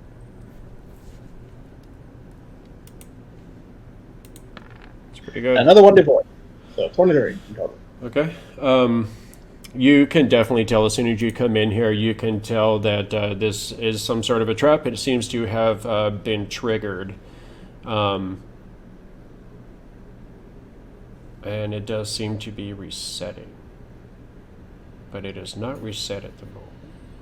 I'm going to quickly hop on over. Well, basically swim since it's already neck deep and it's getting bigger. And just try to open the door, hoping that will in the trap, or like the water will rush out into the other room or something like that. While shouting, "Hey, it's a trap! I think I can make it better if I open the door." And then go ahead and just wade over and try to open the door as quickly as possible. Okay. Roll a perception check. Alright, perception. Where are you? There you are. 13. Okay. You could see that through the center of this chamber, there's about a 5-foot walkway, and like just feeling around with your feet, you can tell that there is an edge to this thing. So these spaces to the right and the left seem to be just completely open, while there's a walkway going down the center of this chamber. So you would have to kind of maneuver your way around Law to get to the other door. Alright. Tell Law this, and then ask him. Law will just pick up Yeah. Brasnic and bring him overhead to in front of the door. Okay. Demeaning, but okay. And here you go. Okay. Brasnic is baby. Yay. Initiate Brasnic, can you tell what's happening here? Where did the frog go? Where did the snake go? There's just this walkway. I'm pretty sure they got something over the sides. Over I'm not sure. sides. Like we are standing on a walkway. If we move off to the left or to the right, the walkway ends and you plunge down. And you yourself, being a metal man, you'll sink like a stone. But I may find them. Wherever they've gone. We don't know exactly where this leads. That's the worst part. But they're down there. I mean, chances are you go to the same place they went to, but I just to be clear, I think Frogman will be okay. He is a frog man. I'm pretty sure that just assuming based on normal frogs, I think he'll be fine. I'm gonna really focus on this door. The snake you don't need to worry about. I can bring him back at any time. There you go. Yeah, I'm focusing the door. I think they were law. Okay. Yeah, remember, Law, we need to breathe. Water, not good. Law was just on the verge of dipping his head underwater to look over the side when Seckmoth says that, and then Law pulls himself back up and nods. Okay. Does the door have a handle or a keyhole in it? It does have a handle on it, and immediately looking at it, you could see that the wood of this door is so saturated with water that it has been completely pressed into this door jamb. Hey, Law, go ahead and shift me to the other side of you, please. Law does so.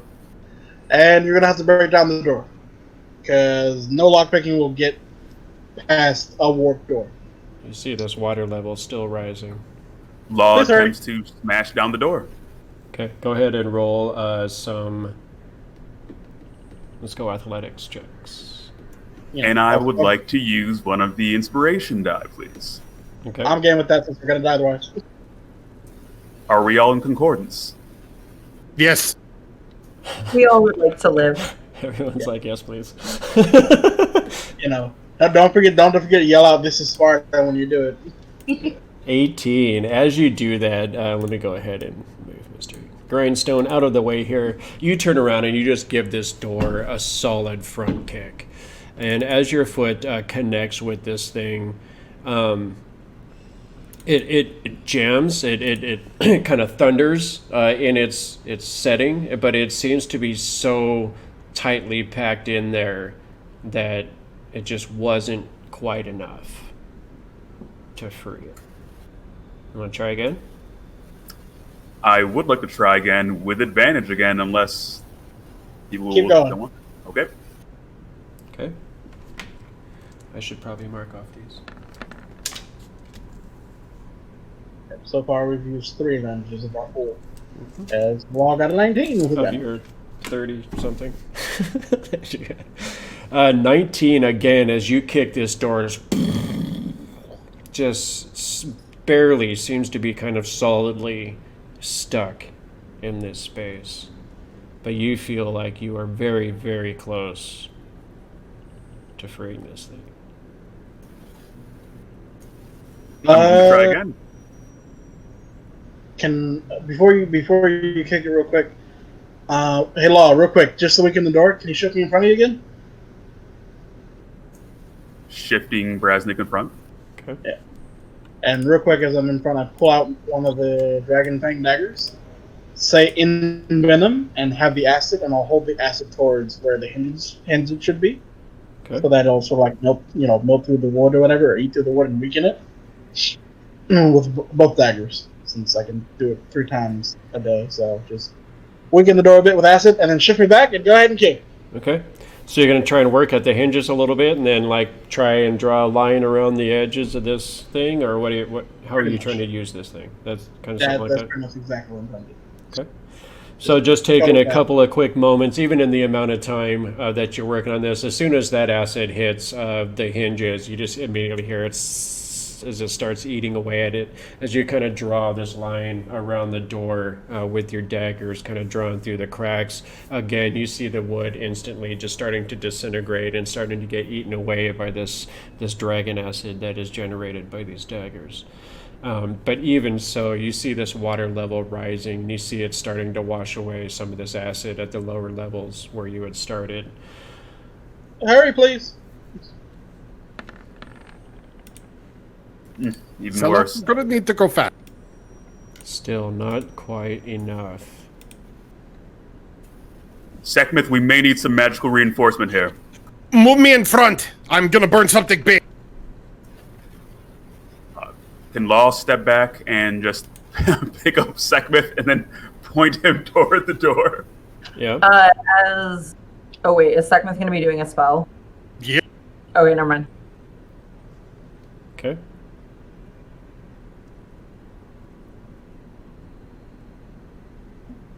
How close do you need Hurry, to be?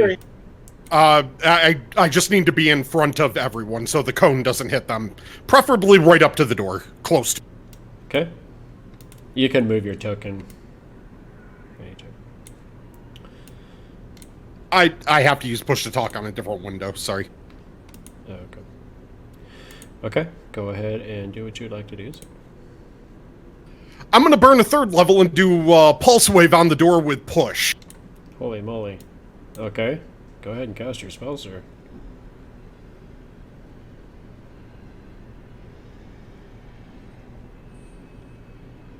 So typically that is basically it says I create intense pressure, unleash it in a 30-foot cone, but I'm doing it door directly in front of me, so the cone's gonna be slamming into it.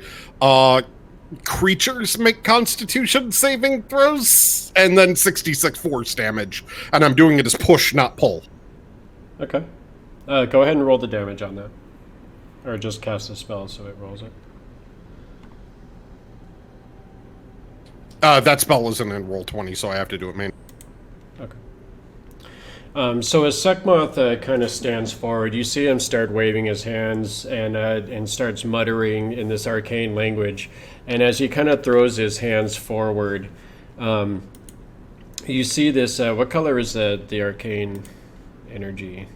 The nature of your magic. The arcane energy for my magic is like purplish midnight blue, almost like night sky.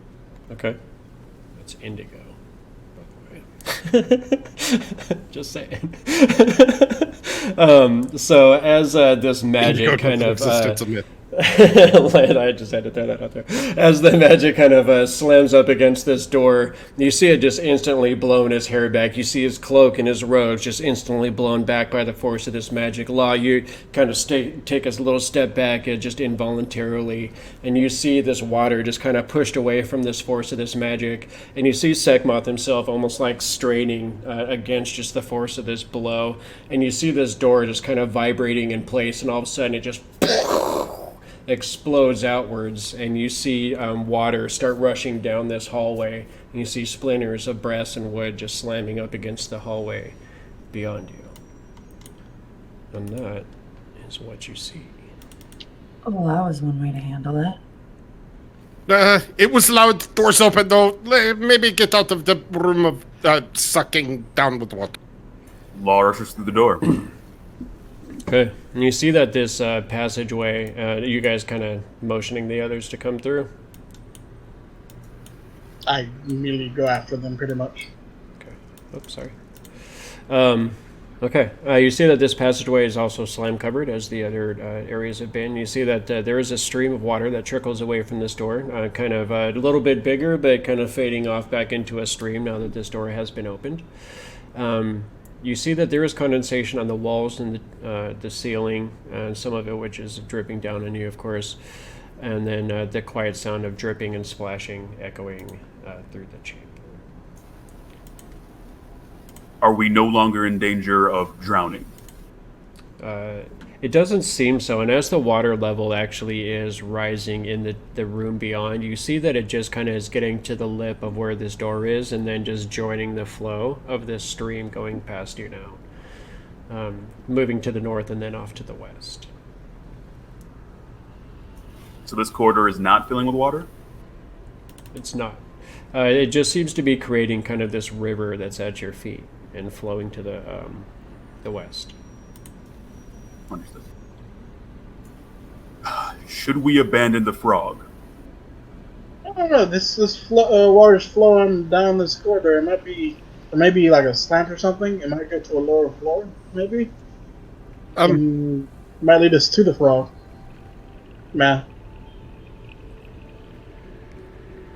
Aren't we supposed to be going up? That's what I was going to say. The water flows down. Do we want to go the opposite direction? I mean, I think this is the only way forward. As I can see down the hallway.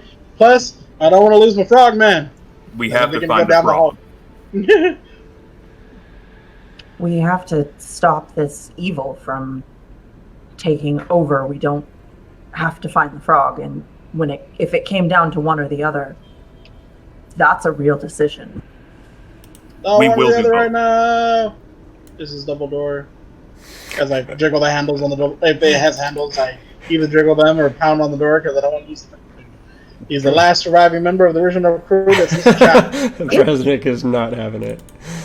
This is the last man standing. All right. So we are at 11 here.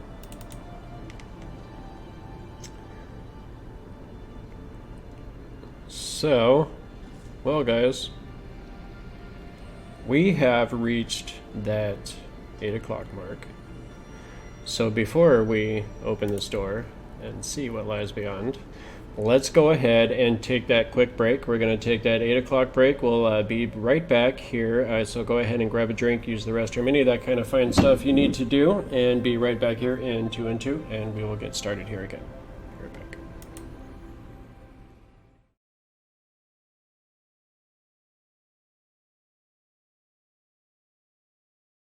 Is it in-game time to roll the dice to see if we die from poison? It is getting closer to time to see if you guys are going to die from poison, but we're not quite there. Let's see what happens beyond this next doorway here. So, are you going to roll some investigations? Is that what's going on? Now, in my panic of losing Frogman, I'm just trying to open the door. You're just going. You're not even going to let Law go first. Wow. Nope. Frogman's important. You are in a moment, aren't you? All right. So, this chamber is not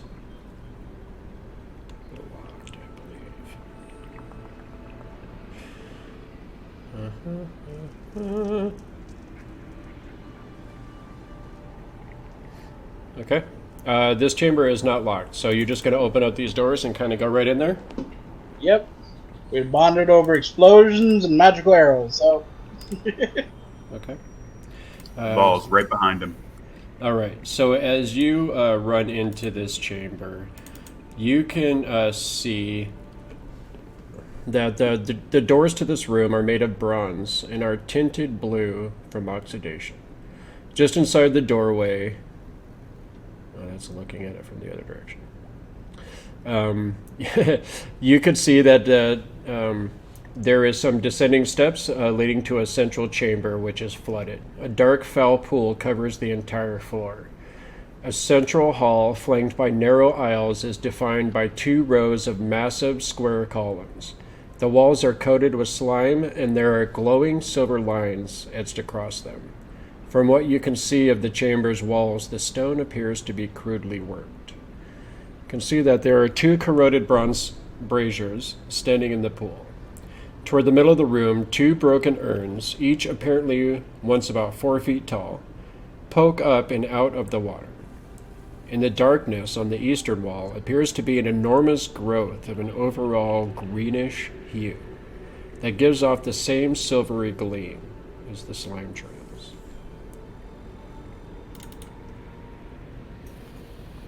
So, as you guys kind of step into the chamber, this is what you see ahead of you. Go ahead and roll perception checks.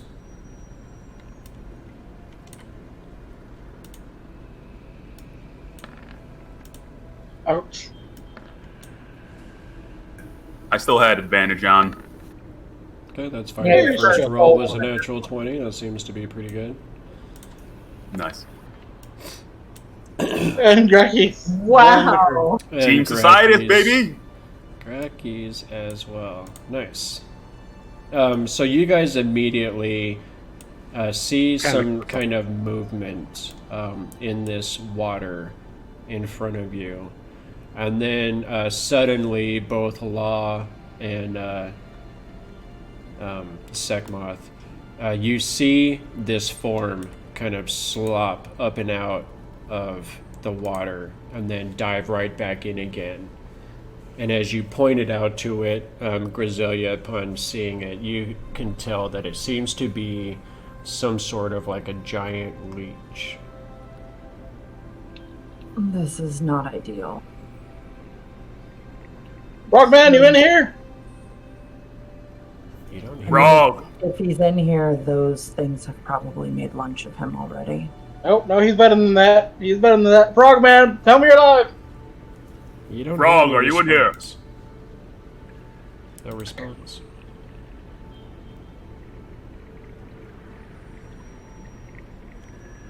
I mean, this was the way forward, and I can actually look up Is there a ceiling to this place? There is. Seems to be about 40 foot high in this chamber. No, is there like a strip that stands out that might look like that possible walkway from the room No. we came from? No? Crap. I mean, this was the way forward, technically. Quote, even though it's we've sort of turned back around, it is, quote unquote, the way forward. Seckmoth, roll me an intelligence check.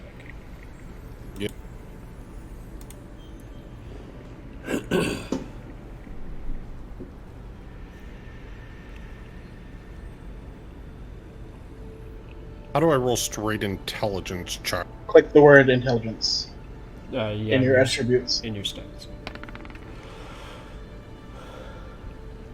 Okay. You've had smarter days.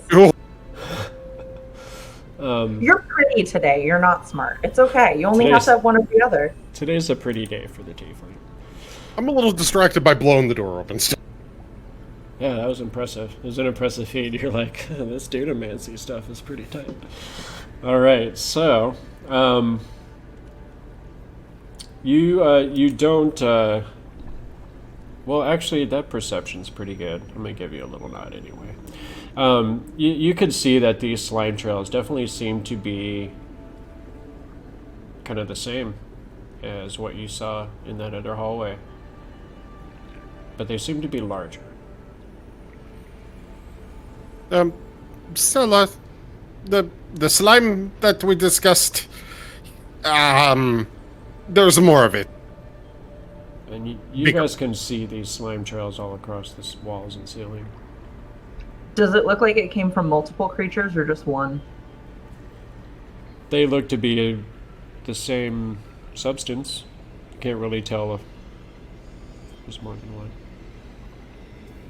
The longer we wait, the more danger the frog could be in. Let's go. Law pulls his sword and walks forward to this first leech. We're currently in danger. Maybe okay, Law is. And Grisellia just turns to Seckmoth. Is he always like this?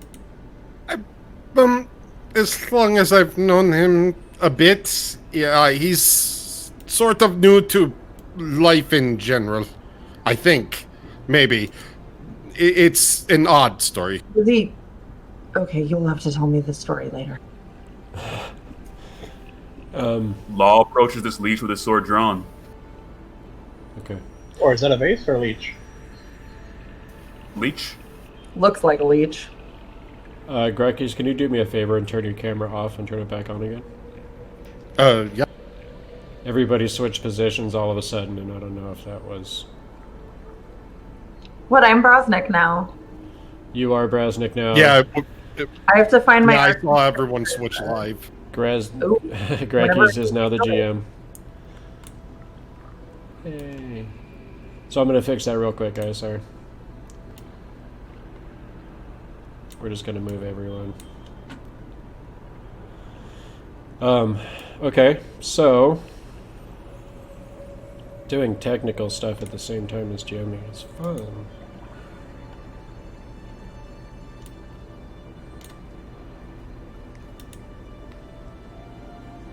I feel like I shouldn't be Brasnic because my arcane trickster brings the chaotic to chaotic good.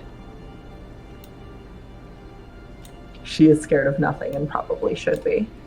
I mean, at least we started as chaotic good. I'm not sort of a little less than that. I mean, I feel like it's healthier overall when you're exploring dungeons, you know? I feel like Brasnic now is just chaotic worried. He is chaotic concerned at all times.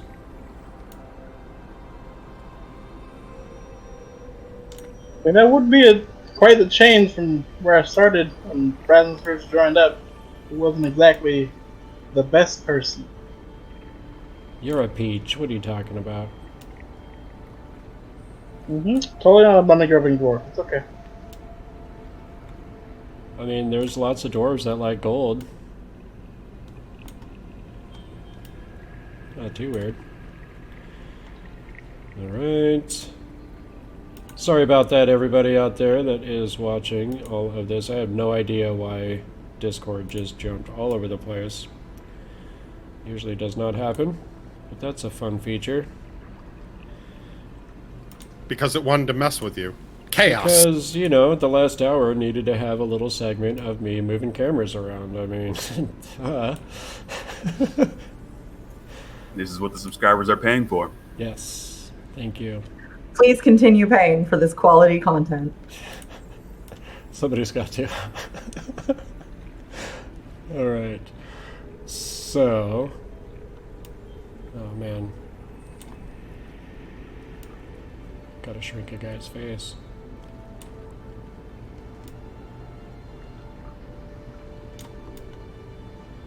So, what do you guys think of Tomo-chan so far? Oh, it's a horrible death trap. In the best way. I mean, at least I didn't let anybody else walk into the last one first. True. All I'm thinking right now is, oh shit, jaguars, alligators, some sort of feathery beast, and a coyote are still waiting for us somewhere. Which I have not been able to properly articulate to the party yet. And if you did, Grisellia would just look at you and go, I can be all of those things. And Law would go, what are all of those things? And Brasnic would go, how much gold are all of those things carrying? He does do that, you're right. Like you know me so well. Okay, one last to go, and we'll be back. And as soon as I get done doing this, they will, of course, all shift back to the previous configuration. And I will throw my computer out the window. We recommend against that. It's not great for your computer or the stream, but I'm not your dad. I can't tell you what to do. I mean, I feel like you'd be a pretty good dad, though. Oh, I'm totally dad friend. All right, the last one. We did it. I am GM again. It's official. Yay! Stream tech. Love doing that instead of GMing. All right, so we have entered this chamber. So you are going to go ahead and take a sword to a leech. I'm approaching the leech with my sword drawn to see if it attacks me or what. So you're stepping into this chamber? Yes. Okay. As you step into this chamber, you immediately sink into the water here, as it is 12 feet deep at this edge. And you are now standing on the bottom of this chamber, surrounded by this black, murky, disgusting, fetid water. Falls down and looks around. These leeches don't Shrug. seem to be interested in you. So does he just like sink to where we can't see him anymore? He just immediately disappears beneath this water. Can I attempt to climb back out onto the stairs? What? He weighs an awful lot. Just Roll athletics.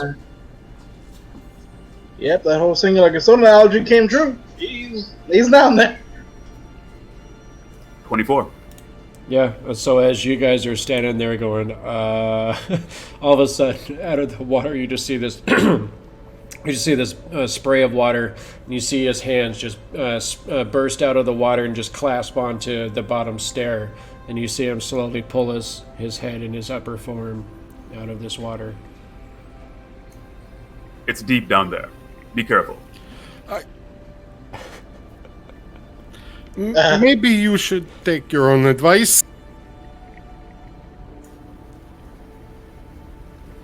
Did you see anything down there? It's completely dark. Very murky. Oh, this is not good. There may be a walkway, much like the earlier trap. Does anybody see any footing through this water up top on the surface? Do you want me to check the water? Like, how you can check the water? Please. Magic. How do you think I check the fucking water? Like, you're gonna go into the murky water? Yes, I'm gonna go into the murky water, but I'm not going to go into the murky water. You're gonna summon another giant snake, right? Oh, No. And Grisellia just takes a step into the water and snaps her fingers before she fully submerges, and she is a shark. Okay. So she is now a reef shark. But before she does that, if I can retcon like 4 seconds, she's going to set up Mind Link with Seckmoth, so she can actually still talk. Okay. So we are going to swim around. Okay. The water has changed her into something. What has happened? She's a druid law. She does that. So. Transmutation. Yep, It's true. Understood. I think so.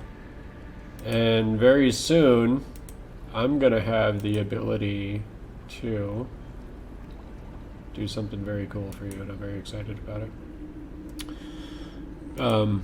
Because in that other VTT, you can polymorph your token, so I can set up all of your B shapes in advance, and you can just literally click on your token and turn yourself into a reef shark. It'll be cool.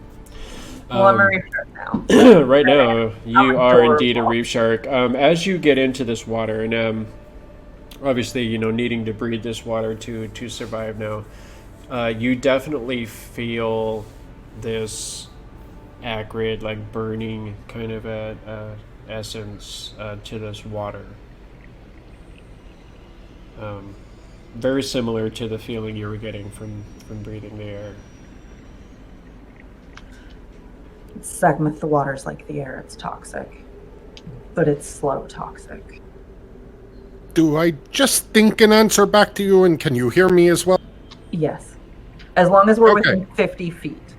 Once we're out of 50-foot range, neither one of us can communicate. Shorter. Well, I can send you a message, you can send one back. So if you get out of range, I'll message you. All right, so I am going to start swimming around the pillars looking for any sort of walkways or any triggers, anything I could possibly... Okay. Any information, basically, other than the fact that these leeches... Also, are the leeches paying any attention to me? They don't. They seem to be actually extremely docile, which does seem odd to you. And these leeches are almost as big as you are in your shark form. So they are definitely very intimidating creatures. Are they big because they're like bloated and well fed, or just big? They seem to be abnormally large for Okay. a leech. Being the size of a reef shark is definitely not within the realm of normal for a leech. Also, Indigo has now given me nightmares, so thank you. I have something new to fear in life. Yay! My job here is done. Session over, guys. As you get into this water, though, as you turn into the shark, you immediately realize that you are in about a 5-foot wide channel, and the center of the room actually only appears to be about 2 feet deep, and where you are along the outer edge is about 12 feet deep.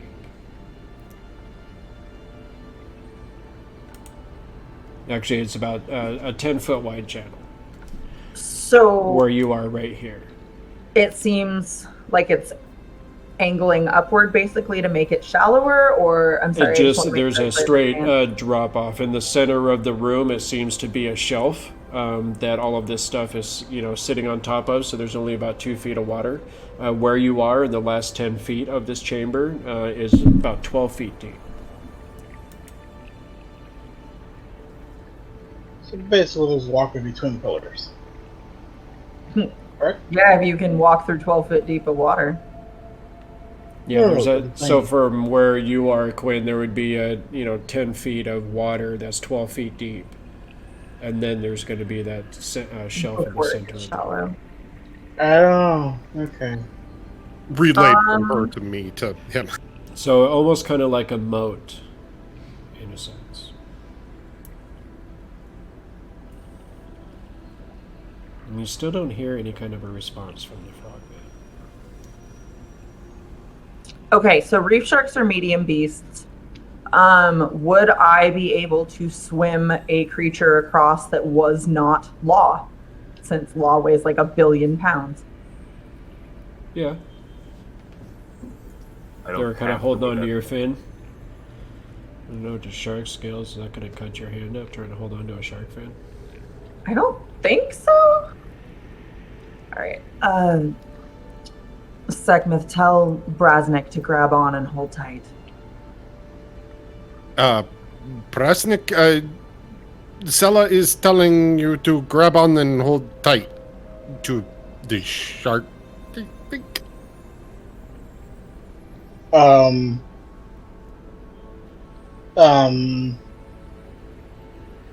don't wanna. She seems to have a plan. It is the best we can do at the moment. And I am about to attempt something. Grisellia, roll a nature check. Grab onto the shark. I don't want to. Still have 28 inspirations. Should I use an inspiration, guys?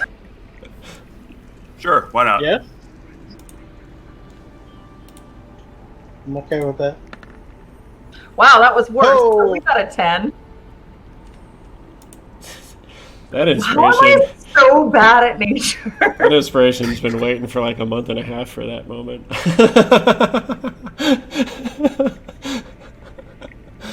Thank He's you, like, whoever gifted that to me or dun, dun, gifted that to us. I'm going to show up at your house later. It will not be fun for either one of us. Mostly because I don't like talking to people. You can,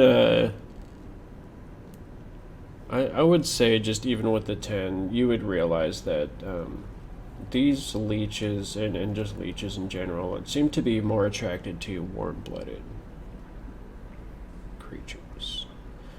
And you think that might be why they're not noticing your presence. And they didn't notice the presence of Law.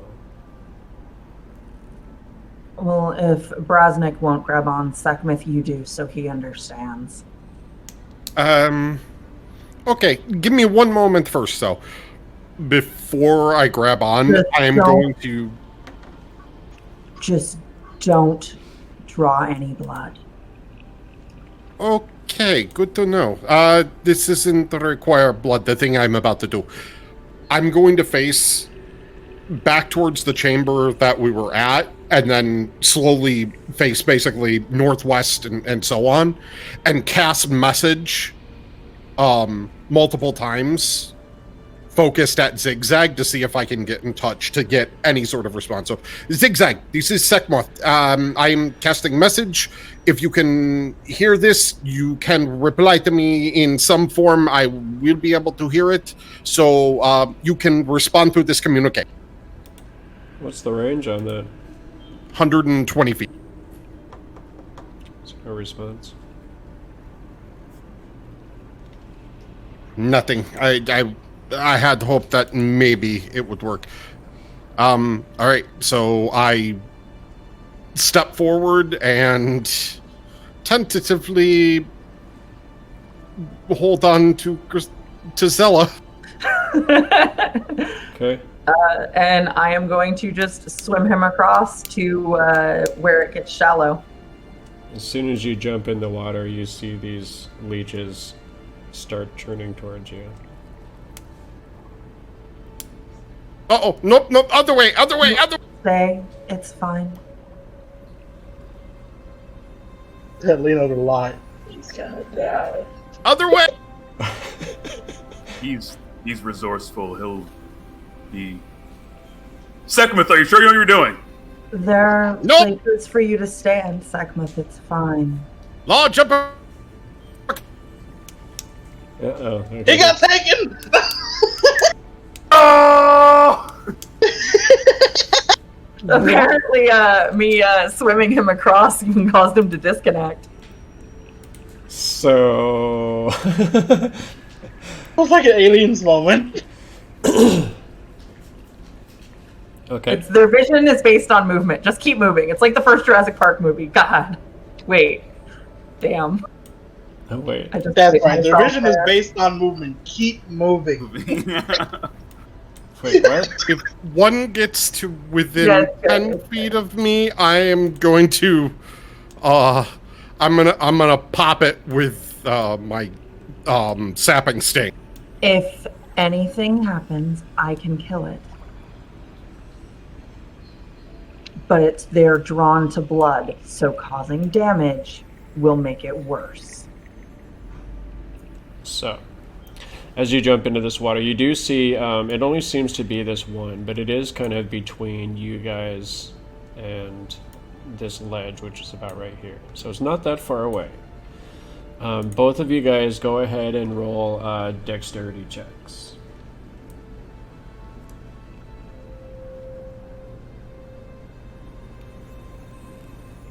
Acrobatics. It's fine. Either one. Dex I do in Reef Shark.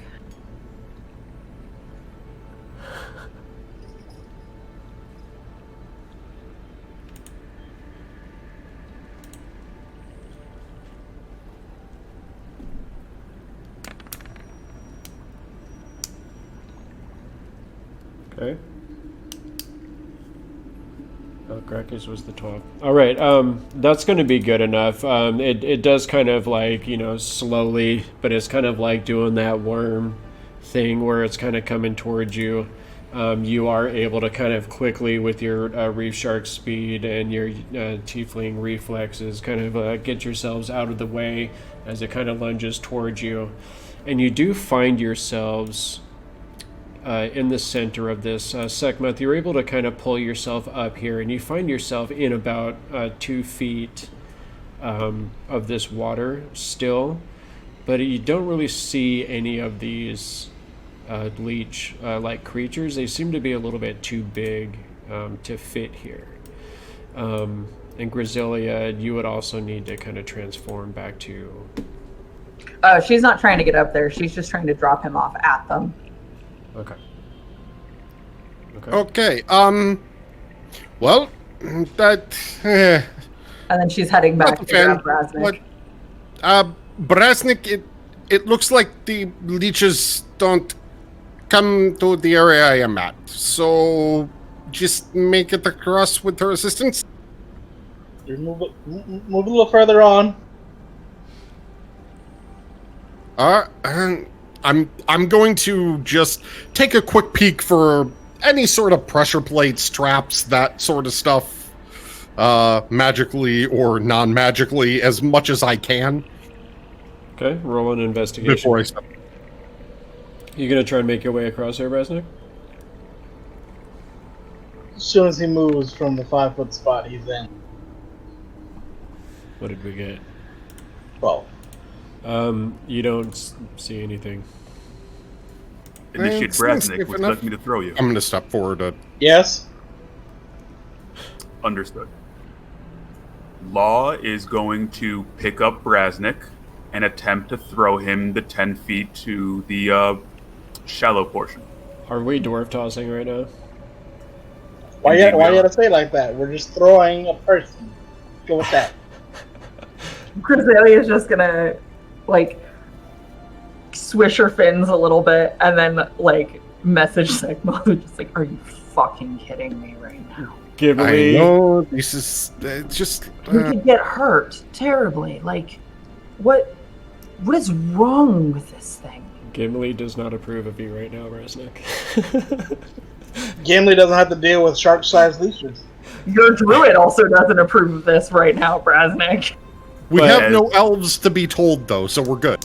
All of the disapproval in the air, but Law does grab this dwarf man and chuck him. Go ahead and roll that athletics for me. As Law Who's rolling picks up that? Brasnic and he really focuses on succeeding in this, you see an echo show up on the other side and gesture that he's going to catch Brasnic. Brasnic is spoiled, and I dislike this. Not the spoiled. I'm using what I have to my advantage, so I don't have to deal with shark-sized leeches. Brasnic, should I use advantage on this? Yes, please. Rolling athletics with advantage.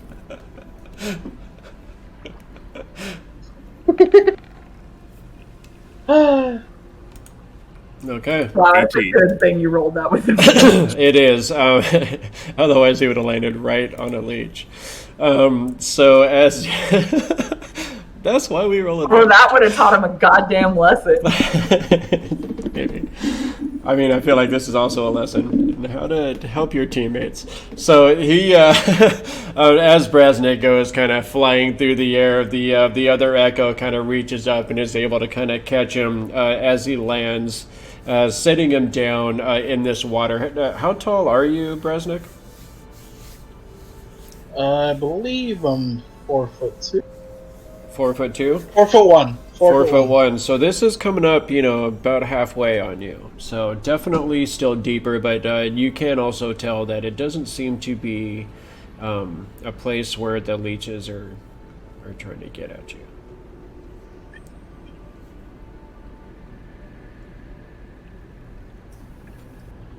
So that leaves us with one party member left.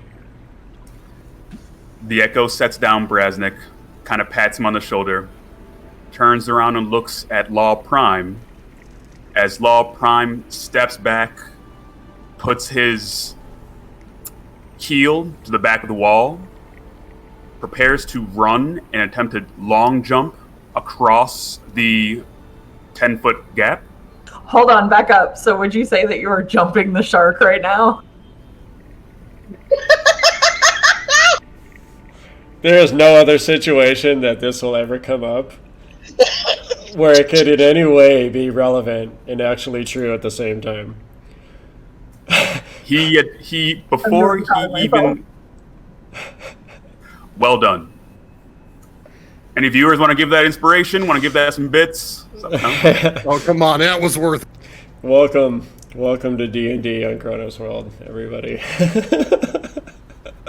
Just as Law is about to leave the ground, he's covered in a puff of smoky gray energy, and he's just immediately on the other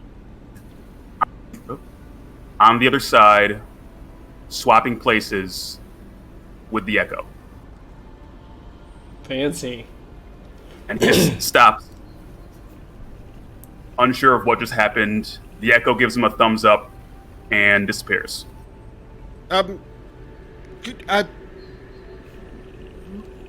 Okay, I'm gonna take a note of that a lot because that's new.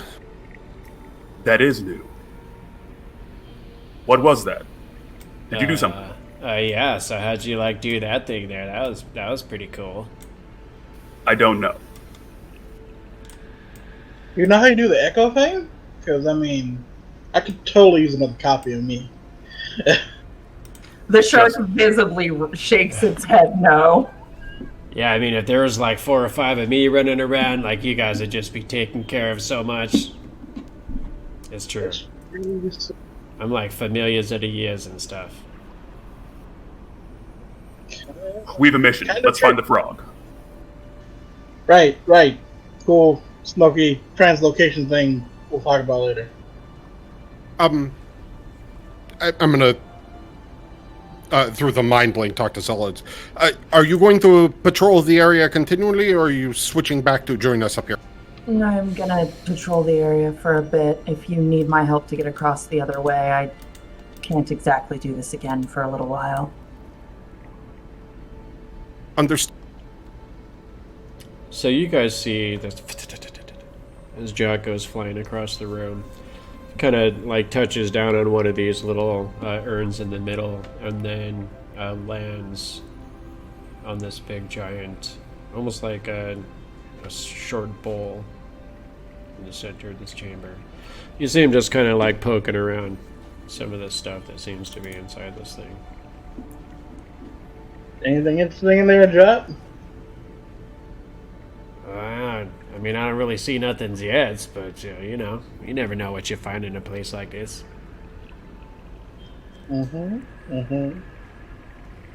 I'm gonna go ahead and climb over the Braziers and get over here. So in the reef shark form, you'll have to stay in the outer 10 feet of this room.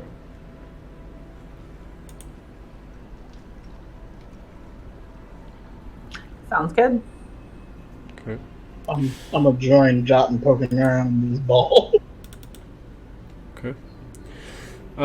It seems to be an ancient brazier. And it seems like most of what was in there had been burned away long ago and seems to be just kind of saturated and kind of being corroded from this lime caustic kind of substance here.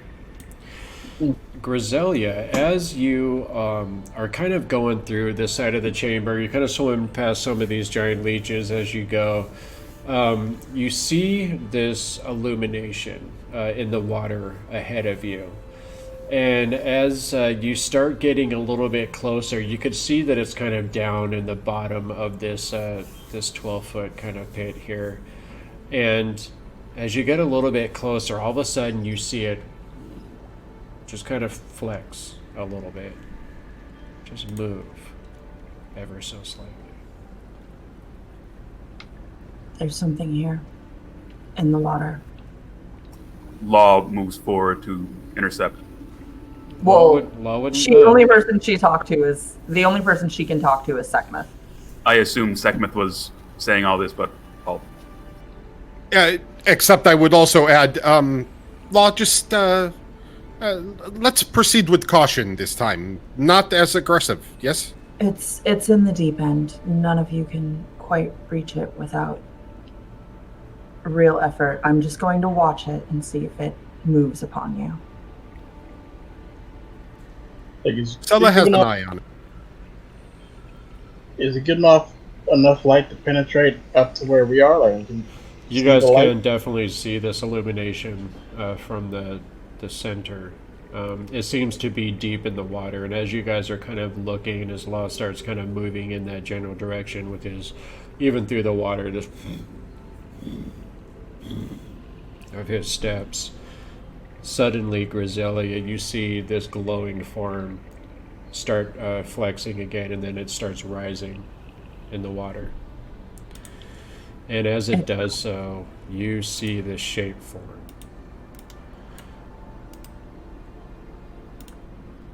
And suddenly, you see this huge, giant, slug-like creature as it's rising up and it starts sliming its way up the side in the water. The rest of the party, you suddenly see this splash of water as this face, this giant slug-like, but also weirdly human-like face, splash up and out of this water. And you just hear this dinner has arrived. Like, yeah, he says that. You hear this, and Grisellia. Oh, wait a minute. Do we all hear that, or just Grisellia? It says this in Ancient Olman, and I think none of you speak that, do you? Yeah, weirdly, that wasn't a language choice on Roll20 or on D&D Beyond. Like, I'm really offended. Me and my 7 languages don't have that. And this thing is not a beast. So basically what you hear is something akin to some kind of a giant slug roar screech. Would I be able to parse whether or not it sounds aggressive? You definitely get the feeling that this thing is in hunting mode.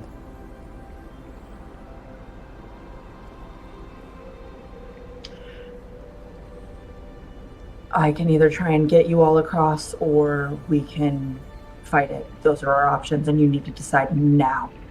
Law draws his blade. Everybody grab your tokens and roll initiative. But I say it ain't gonna let us do stuff. Although I will turn to the law and say, it's another guardian! Come on! Anybody else? Right?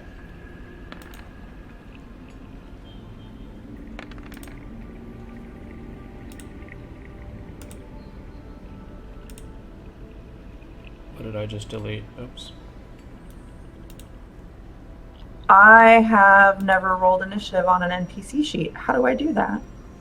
There should be an actual initiative button on your NPC sheet. Oh, there it is. Thank you. There's also a button. Yeah, if you just click your token, you'll see a button that pops up in the top left of your screen. It says initiative.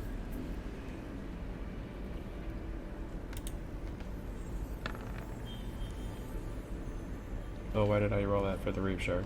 No. I rolled the Reef Shark initiative, but we got the same initiative, so it's fine. That's great. So this was a 12 the first time. Let me go ahead and... Oh, it actually auto-arranged this time. Oh, no, it didn't. Damn it. That Reef Shark. Look at you. You get to go first there, Mr. Ed. I am going to swim in, but I am going to, can I hold my action until there's another ally within 5 feet of the creature? Sure.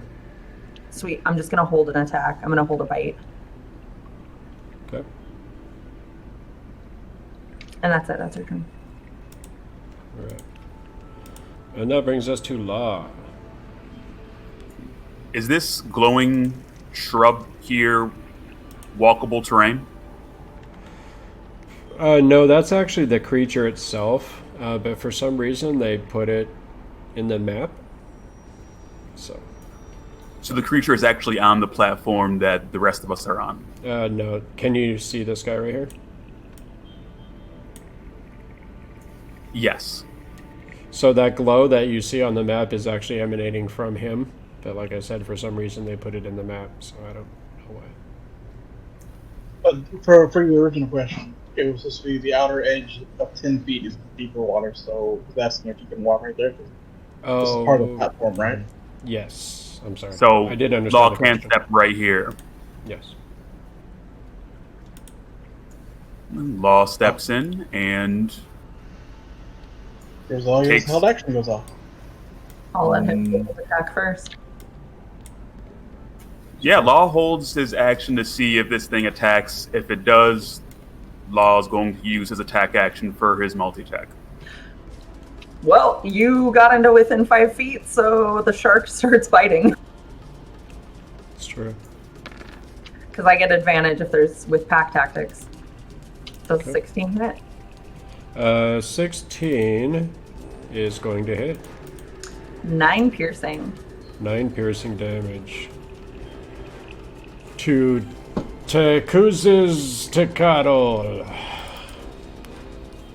Don't make me say that a lot, please. Seeing that the druid is actually attacking it, can I just have Law do his attacks now that he understands it's hostile? Yes. And what were you using? You were just biting this thing, right? Yeah, that's just the reef shark bite. Okay.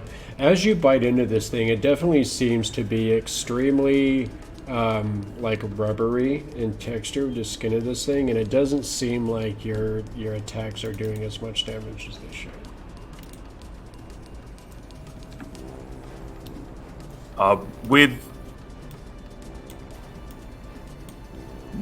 Am I getting a flanking bonus since the reef shark is there? Not quite. You would have to be Okay. over here. Gotcha. I'm just going to take 2 swipes at it. Okay.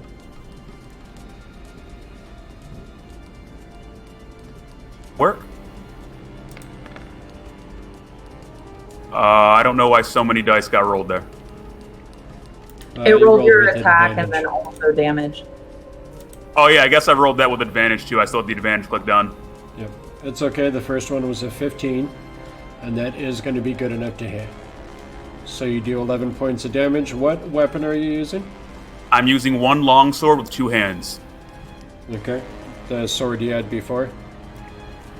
Yeah, a sword I had before, not the one I picked up. Okay. You're definitely able to hit. It does, again, as it kind of slices through into this creature, you hear it just kind of as it responds to this slash, but it seems like this rubbery, kind of very thick hide doesn't seem to slice very easy either, as it seems like your weapon isn't as effective as you thought it should be.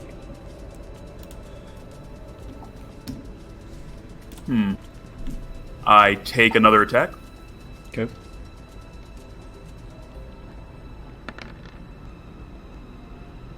Fourteen 14. gonna hit. For So- 6 damage. All right. And then, as a bonus action, an echo appears. Okay. Right next to Brasnic. All right.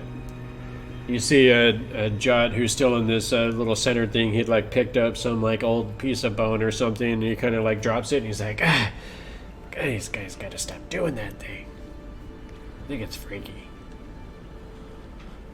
And that is Law's turn. Okay. That is going to bring us right to Seckmoth, and you see this giant creature emerging up out of the water, and you see your friends engaging. Yep. How do I do the movement thing on roll 20 again? Just grab The your little line. so you once you pick it up, you left click to pick it up, right? And then you right click to initiate, and then every time you right click, it puts a little dot where you are stopping or changing direction or something like that. And then when you let go, you'll see a bunch of yellow dots.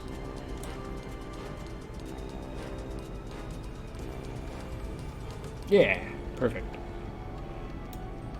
All right, so I guess we're taking this thing on. And you see Seckmoth pull his finger up, and a small beam of indigo energy fire off when I use Sapping Sting. It's Constitution save 15 for the slug. I'm gonna love it every time. Okay, you said Constitution? Yep, save 15. Okay. We got a natural 1. Okay, let me double check. First roll of the night. Natural 1. Just enjoy it, because when we get to my big bads, Don't be that Then way. we'll be using advantage every roll. Brasnic knows. It's true. Okay. I don't have It's fine. I don't have to use the advantage when it gets to the big bads. We'll have an army of summoned creatures as well. Freaking pixies everywhere. What is this roll for? This is the damage of Sapping Sting, so it's 2d4, That's so cocked. it's 5. That's cocked. Yeah. So 5 points. It's 5 necrotic, and it's knocked prone. Knocked prone. Indeed. All right. Throw it in the water? You see it is kind of knocked sideways. It's kind of floating at the top of the water, so you guys can see its bulk there. But it is kind of knocked sideways, and then it just kind of have to swim a little bit and right itself. I probably wouldn't make that a full half movement. But it's whatever. It is knocked to the side. It is going to take 5 points of damage of necrotic. Necrotic damage. And it is going to take that full damage, so you feel like your spell is being as effective as you expected it to be. And is that the end of your turn, sir? That is all I can do, yeah. That is going to bring us to 1 Brasnic Grindstone. Seeing it in somewhat of a defenseless posture, I'm gonna run up and pull. I've already got a dagger in hand from weakening the door, so I'll pull Vicious Short Sword out, run up to her right here, and proceed to swing. And it's technically prone, right? So I get advantage. It's true. All right, cool. Oh, which means you get sneak attack. It's Yeah, true. if it hits. And this is why I knock things prone.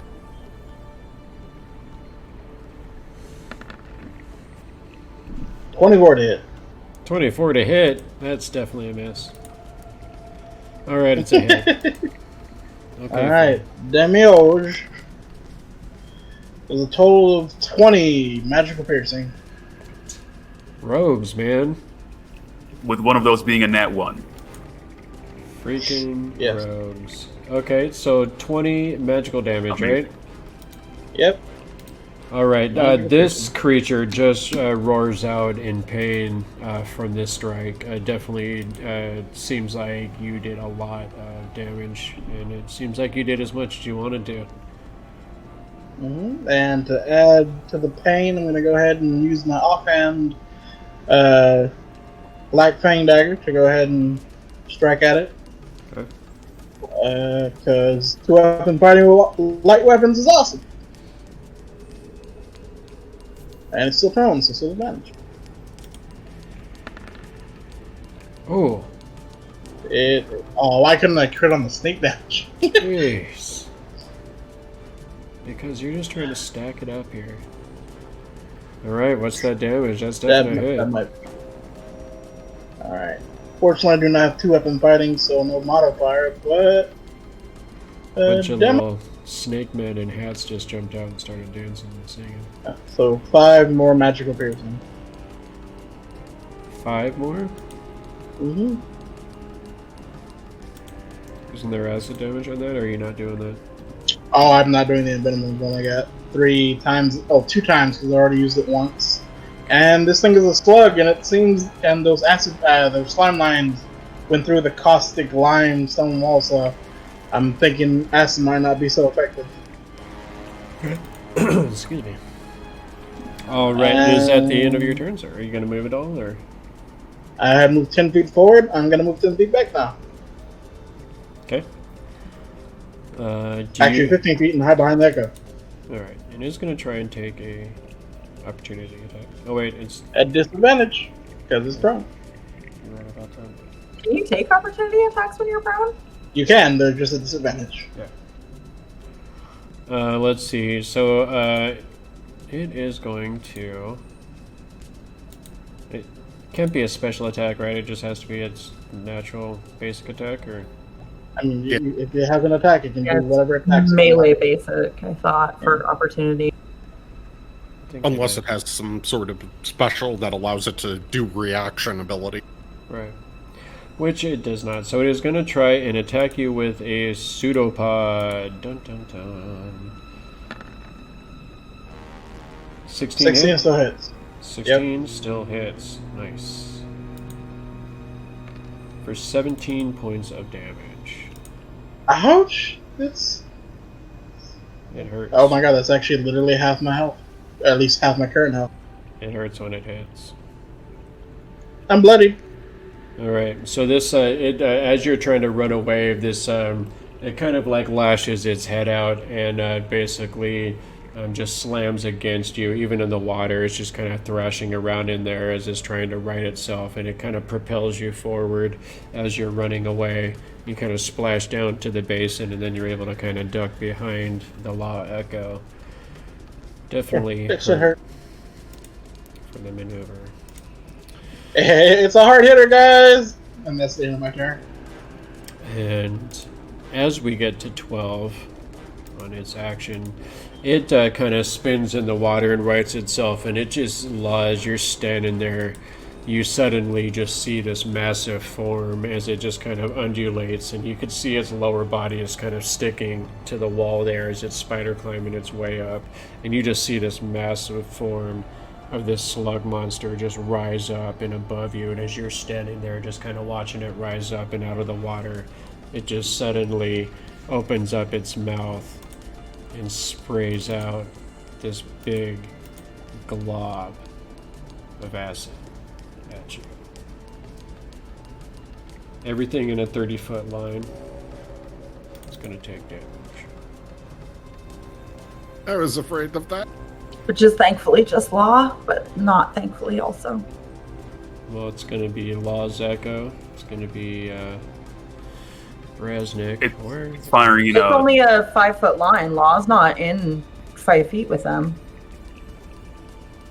Depending on firing the at an angle. angle, or It's a 30-foot line that's 5-foot wide. It's a large creature, so technically Oh, okay. No, it can do it like this vicious ass angle. or something like that. Yeah.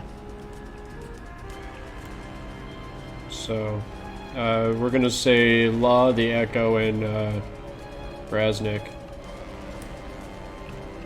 Yep. It's a dexterity save. Okay. So dexterity saving throws from you guys, and then we're gonna roll that damage. Oh, apparently I have to roll it this way. Aha. Ooh, 25.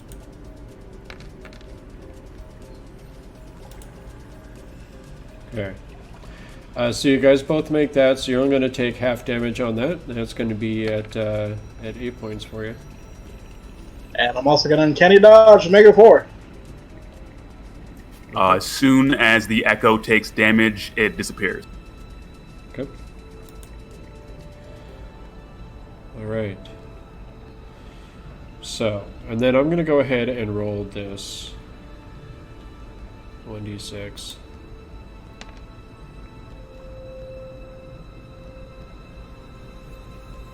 You guys are lucky it doesn't get that back. So, oh yeah, it does. Haha. No. You're not lucky. Damn it. Reef Shark. We have come upon a Reef Shark. That was 17 damage halved to 8. Yes, sir. Okay. And just to ask, doesn't Uncanny make it 0, not halved again? Evasion makes it 0, but I don't think he has evasion yet. Uncanny is the half. Yeah. Evasion is level 9, I think? Somewhere in there. He'll get there. Maybe. Okay, so is it still within opportunity attack range for me if I leave without disengaging? It is, but it's already used its reaction, but that's kind of metagaming, so. It just got its reaction back. Yeah, I thought I got the Yeah, reaction back. just Just got looked it, around. I got it back. You're right. Okay, then I am going to disengage, swim back over here, flavor it, leap up, and then turn back into Grisellia. Okay. Sure thing. I will switch my token in a moment. And is that an action to transform back? Well, if you're not a moon druid, it Bonus is. action. Or you can revert back to your normal form as a bonus action. Oh, It's cool. a full action to change unless you're a moon druid, but it's only a bonus action to revert back. Oh, very cool. And since that's a bonus action, that is the end of her turn, sadly. Okay. All right. And we'll get that token in there for you. So we are going to get right to... What happened to... Oh. What was your initiative? Oh, 18, sorry. No, I'll fix it. I got you. Oh man, that was way better. Damn, that was way better. I mean, it doesn't huge matter. She's first in the moon now. So that is going to bring us to 16 and Mr. Law.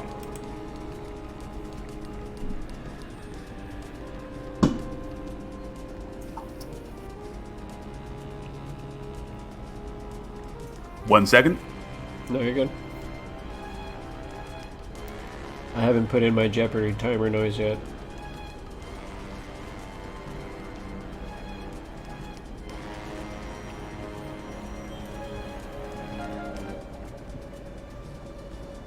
Just checking on something. So Law, surprised by this acid blast, stumbles back for a second, and then you see the Echo show up right next to him and kind of catch him in the back and prop him back up. And now they're both side by side with their swords drawn. Okay. Law takes his attack actions. Okay. Is that a bonus action to draw your Echo? Yes, it is a bonus action to summon the Echo. Right. Pardon. Okay.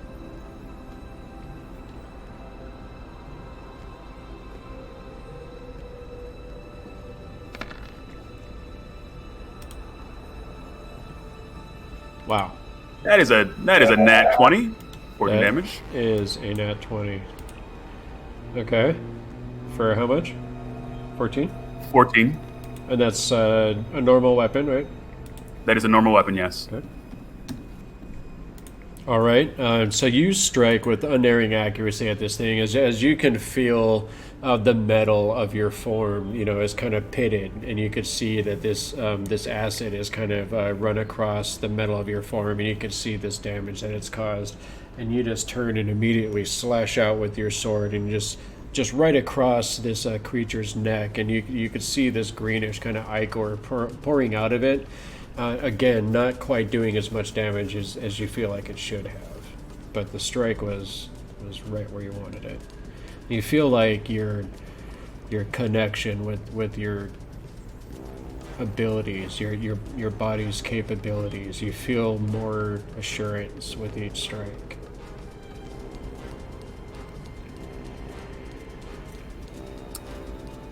Law strikes or attacks again. Okay.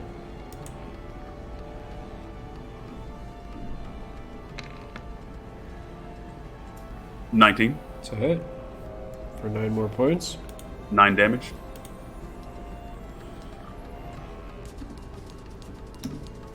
Okay. And the Echo sees the how difficult it is trying to use mundane weaponry. Okay. And the Echo takes a stance, gripping his fist, readying for the next turn. Okay. That is the end of my turn. All right. It's going to take us right to Seckmoth. Okay, just a small clarification.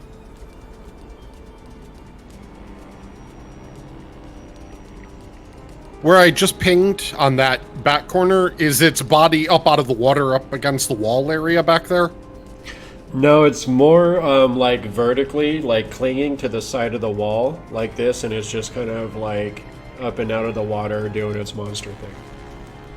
Okay. So not the I back just wall, but the platform. The platform, yeah. Yeah, it's up against the platform. Okay. I just needed to know for specific spell. Sure. Alright, so...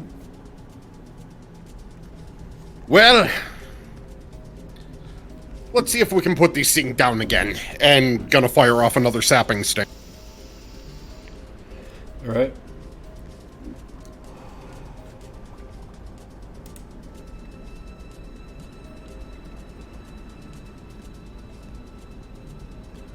That's con save 15.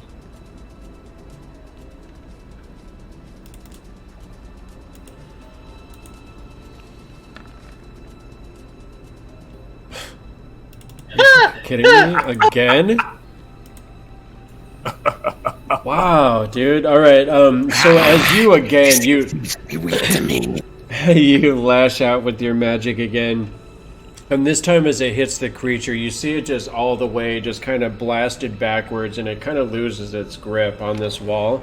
And you see it just kind of sink beneath the water after the blast. And that is 6 more damage necrotic. Okay. And it is going to be prone again. And I'm going to back up and remaneuver just a little bit. Okay. That's the end of your turn, sir?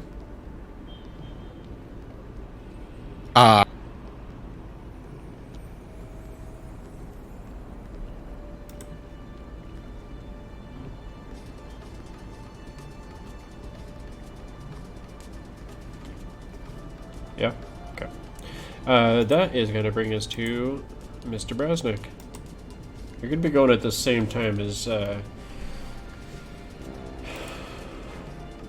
Ted Kuz's staccato. The Kuz's staccato. Our slimy Yeah. friend. Yes. I'm gonna go ahead and pretty much here drop my weapons into the brazier so that they don't float away in the water. Pretty much. Okay. Pull up my sort of gilded dragon tome, open it, and then pull energy from it and fling out darts of magical force at the creature, aka Okay. magic missile. All right. And as it's rising up out of the water, you're casting your spell, and it's rising up out of the water as these missiles are kind of lashing into it. Go ahead and roll the damage on those. So 11 total? Yep. Okay. Because I in no way want to get close to that thing. It hurts. And does. then that was 5 feet of movement. Go ahead and 10, 15, 20, 25 to here. Don't get too far away. And like crouch down and tuck, take cover, using my bonus action to hide behind the giant, line of sight type of thing. Okay. All right. And as you're doing that, it is going to right itself. Oh, come on. Not so much. As it rights itself, it does kind of move a little bit in this direction. And then as it rises up out of the water, as these magical darts are hitting it, it is going to breathe again.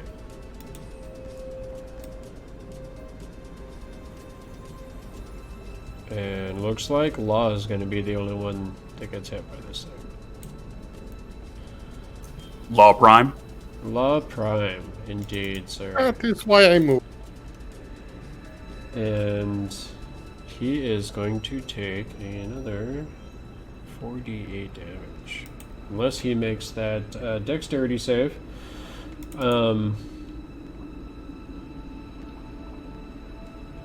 Yeah. Natural 20. Nice. Just The look on Indigo's face for a second. That was great. I like Another that 8. bonus. Alright, so you are definitely going to do another 8 points of damage to this creature. My roll 20 is just lagging a lot right now. So 8 points? 8 points. Alright, so you guys are definitely hurting this creature a lot with this, absolutely. Oh wait, why did I take 8 points off the creature? That's 8 points off you. Aha. I'm in the wrong direction. Okay, so that was half its movement to get up. Took a 5-foot step. You see this creature just disappear below the water. If you want to take an opportunity attack, go ahead and do so. Yes, please.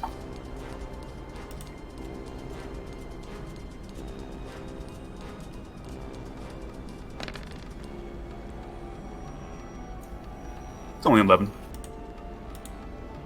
11 to hit. Yes. That is not going to hit, sir. And as you kind of swing out against, towards the creature, it just kind of disappears and down below the water. You do see like this small bit of illumination, but then it kind of slowly starts fading away under the water.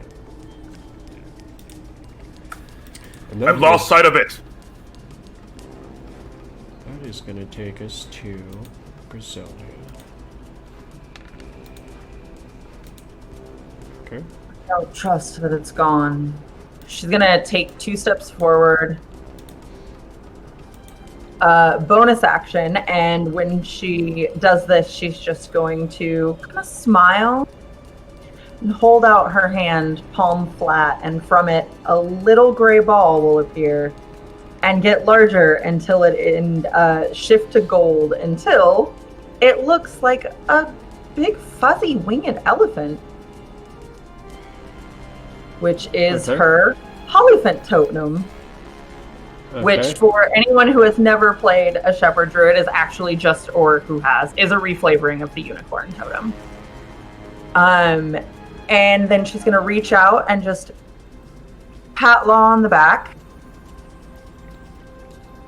casting Cure Wounds, which will give him 6, and then he gets an additional 5 from the totem, and so does Brasnic gets 5 as well. Oh, what happened? And then Alright. she'll just take 2 steps back. So you guys suddenly see this little flapping, winged, furry elephant that's He's about real cute, guys. Real cute. about a foot tall, just floating in the air all of a sudden.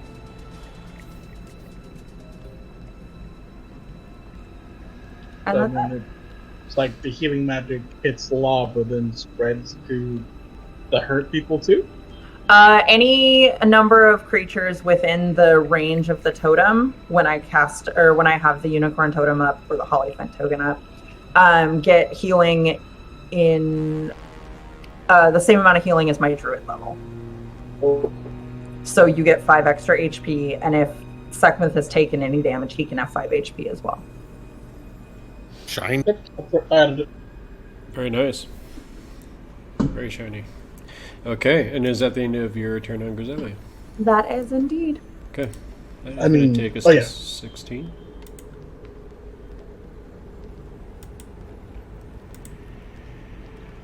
With Law. Law's still kind of stunned at the healing. He just was not expecting at all. And you just kind of... Right, fight. Can... So Law completely lost sight of the Kakalalo. Yes. Exactly. Takuma the Toddle. Takara Tataha. We are all correct.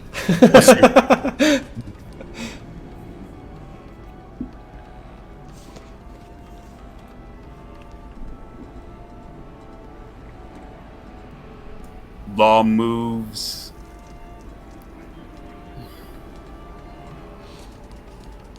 to cover Seckmoth. Okay. And Law's Echo moves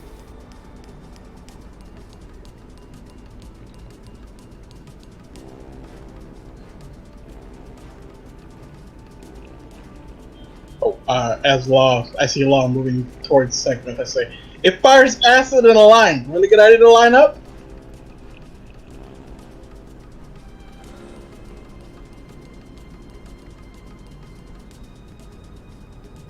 Acid, poison, whichever one. I'm not sure. I forgot.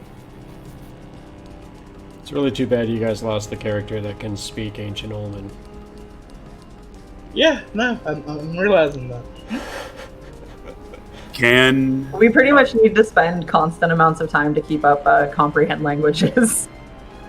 That only lets me read it. the It lets you understand it too. Indigo, can I seem to have lost control of the Echo token. Can you move that in front of Grisellia? Oh, it went inside one of the pillars. Comprehend languages lets you understand the spoken language. Yeah. So I should have been able to understand that because it's been less than an hour. Damn it! I forgot. Oh. Well, either way, we would have fought the fucking thing. So turn Do you it. still have it out up? of the pillar? Wait, hold on a second. You still have the comprehend languages up? Yeah, it would have been less than an hour since I read the pyramid. Yeah, you're right. So as it slips into the water, you would have heard it say, "Begone, flee." It's telling us to run. That's because it's scared we're kicking its ass. Ugh, this hurts. Let's kill it. If it will let us go, then we should just keep moving. Killing it's less important than saving our friend. And she says, when she says our friend, it's obvious that she's just like, I guess. Initiate Brasnic. What do you say? Snap. For the love of God, Spectrum! Uh-oh. I guess am if now we- the GM. I'm not the GM. No, we all went back. We're okay. If we want to run, we can run, but I mean, you can always come after us. This is true, but maybe we bar the doors behind us and get the hell out of here and, prioritize. So, GM, I can't control my Echo token right now. I can't access it. I don't know how to remove it and replace it.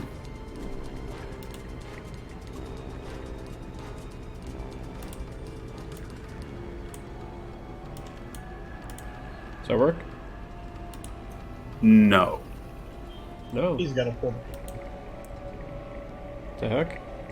You have control over it. Oh, did you, are you on the right tool? I am on select move. Interesting. You try pulling a token. It might be that one. Come on, what's a stream without technical difficulties? Otherwise, it wouldn't be live. You just moved it, because I didn't do that. Is that Law Prime or Law Echo? That was the echo. I made it so they're facing different directions. Yeah, the echo just moved for sure. So. And that was not me that did it. I may need to, because I'm having a hard time controlling anything. Everything's just kind of static. Oh, wait, hold on. Try to. It's probably the lag in Roll20. Yeah, it's been really laggy tonight. I'm not really sure what's going on with it. Is anything moving right now? Yeah, Yes. you guys are moving. I noticed in my dice rolls it was taking really long to get the rolls accomplished.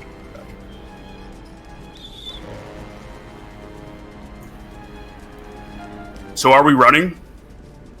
Seems like it. We run. Initiate Brasnic? Yes, we're running. Understood. And Law will... You guys do And it's- see these stairs to the south that seem to be leading upward.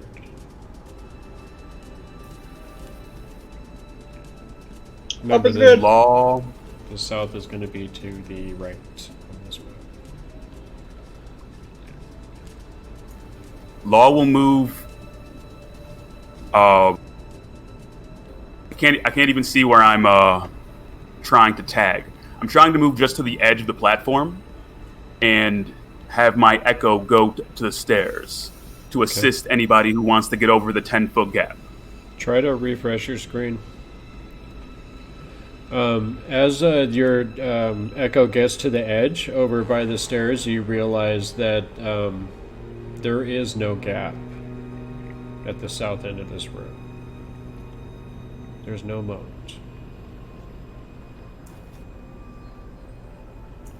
Oh. Then the echo's going to run to the door and try to open it. Law is going to stay where the moat could be and So hold an action to attack if the Tlotl fights shows up. I'm talking about the south end. You see where my ping is over here? It's still loading up Roll20 for me. Okay. Where you guys came into this room was the north end, and I know it's weird because it's on the left side of the map, but that was the north end, so I'm talking about the south end.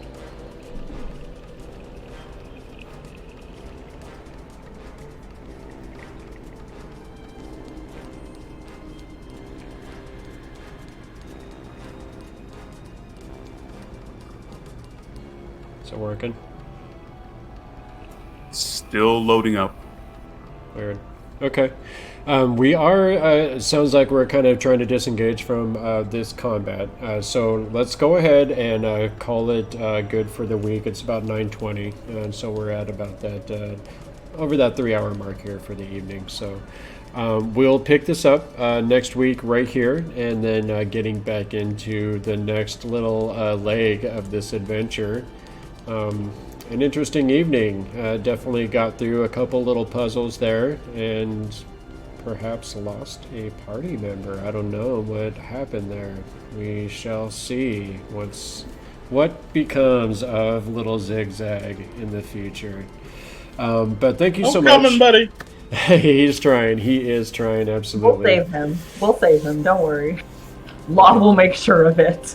Law's relentless. I will. I appreciate everybody hanging out. Thank you so much. Again, please go check out our first sponsor, Limithron. You can find his stuff over on Patreon. We're going to be getting his maps going on that Saltmarsh campaign here on Thursday. Definitely super excited about that. Please check out all of the Discords, the YouTubes, the Facebooks, all that kind of stuff. Our own Grisellia is going to be helping out with some of that stuff, so I'm super excited to get a hand with that and getting going on that. So please go check it out. Give it all the likes and subscriptions and all of those sorts of things. YouTube's totally free. They're all free. Go do the things. It's fun. It's awesome, and we appreciate you for doing it. Anybody else have any notes on the session for today or anything for the exit vector? We're good? Hashtag save the frogman. Hashtag save the frogman. I am on board with that. I'm going to go tweet that right now. You guys have a great night. Please come see us again next week on the Fireside Tales, and we'll look forward to seeing what's next on this this adventure here. It's I like this new team and where we're going with it. This is a lot of fun, so please come see us again. We appreciate you guys. Have a good one. Bye. Bye.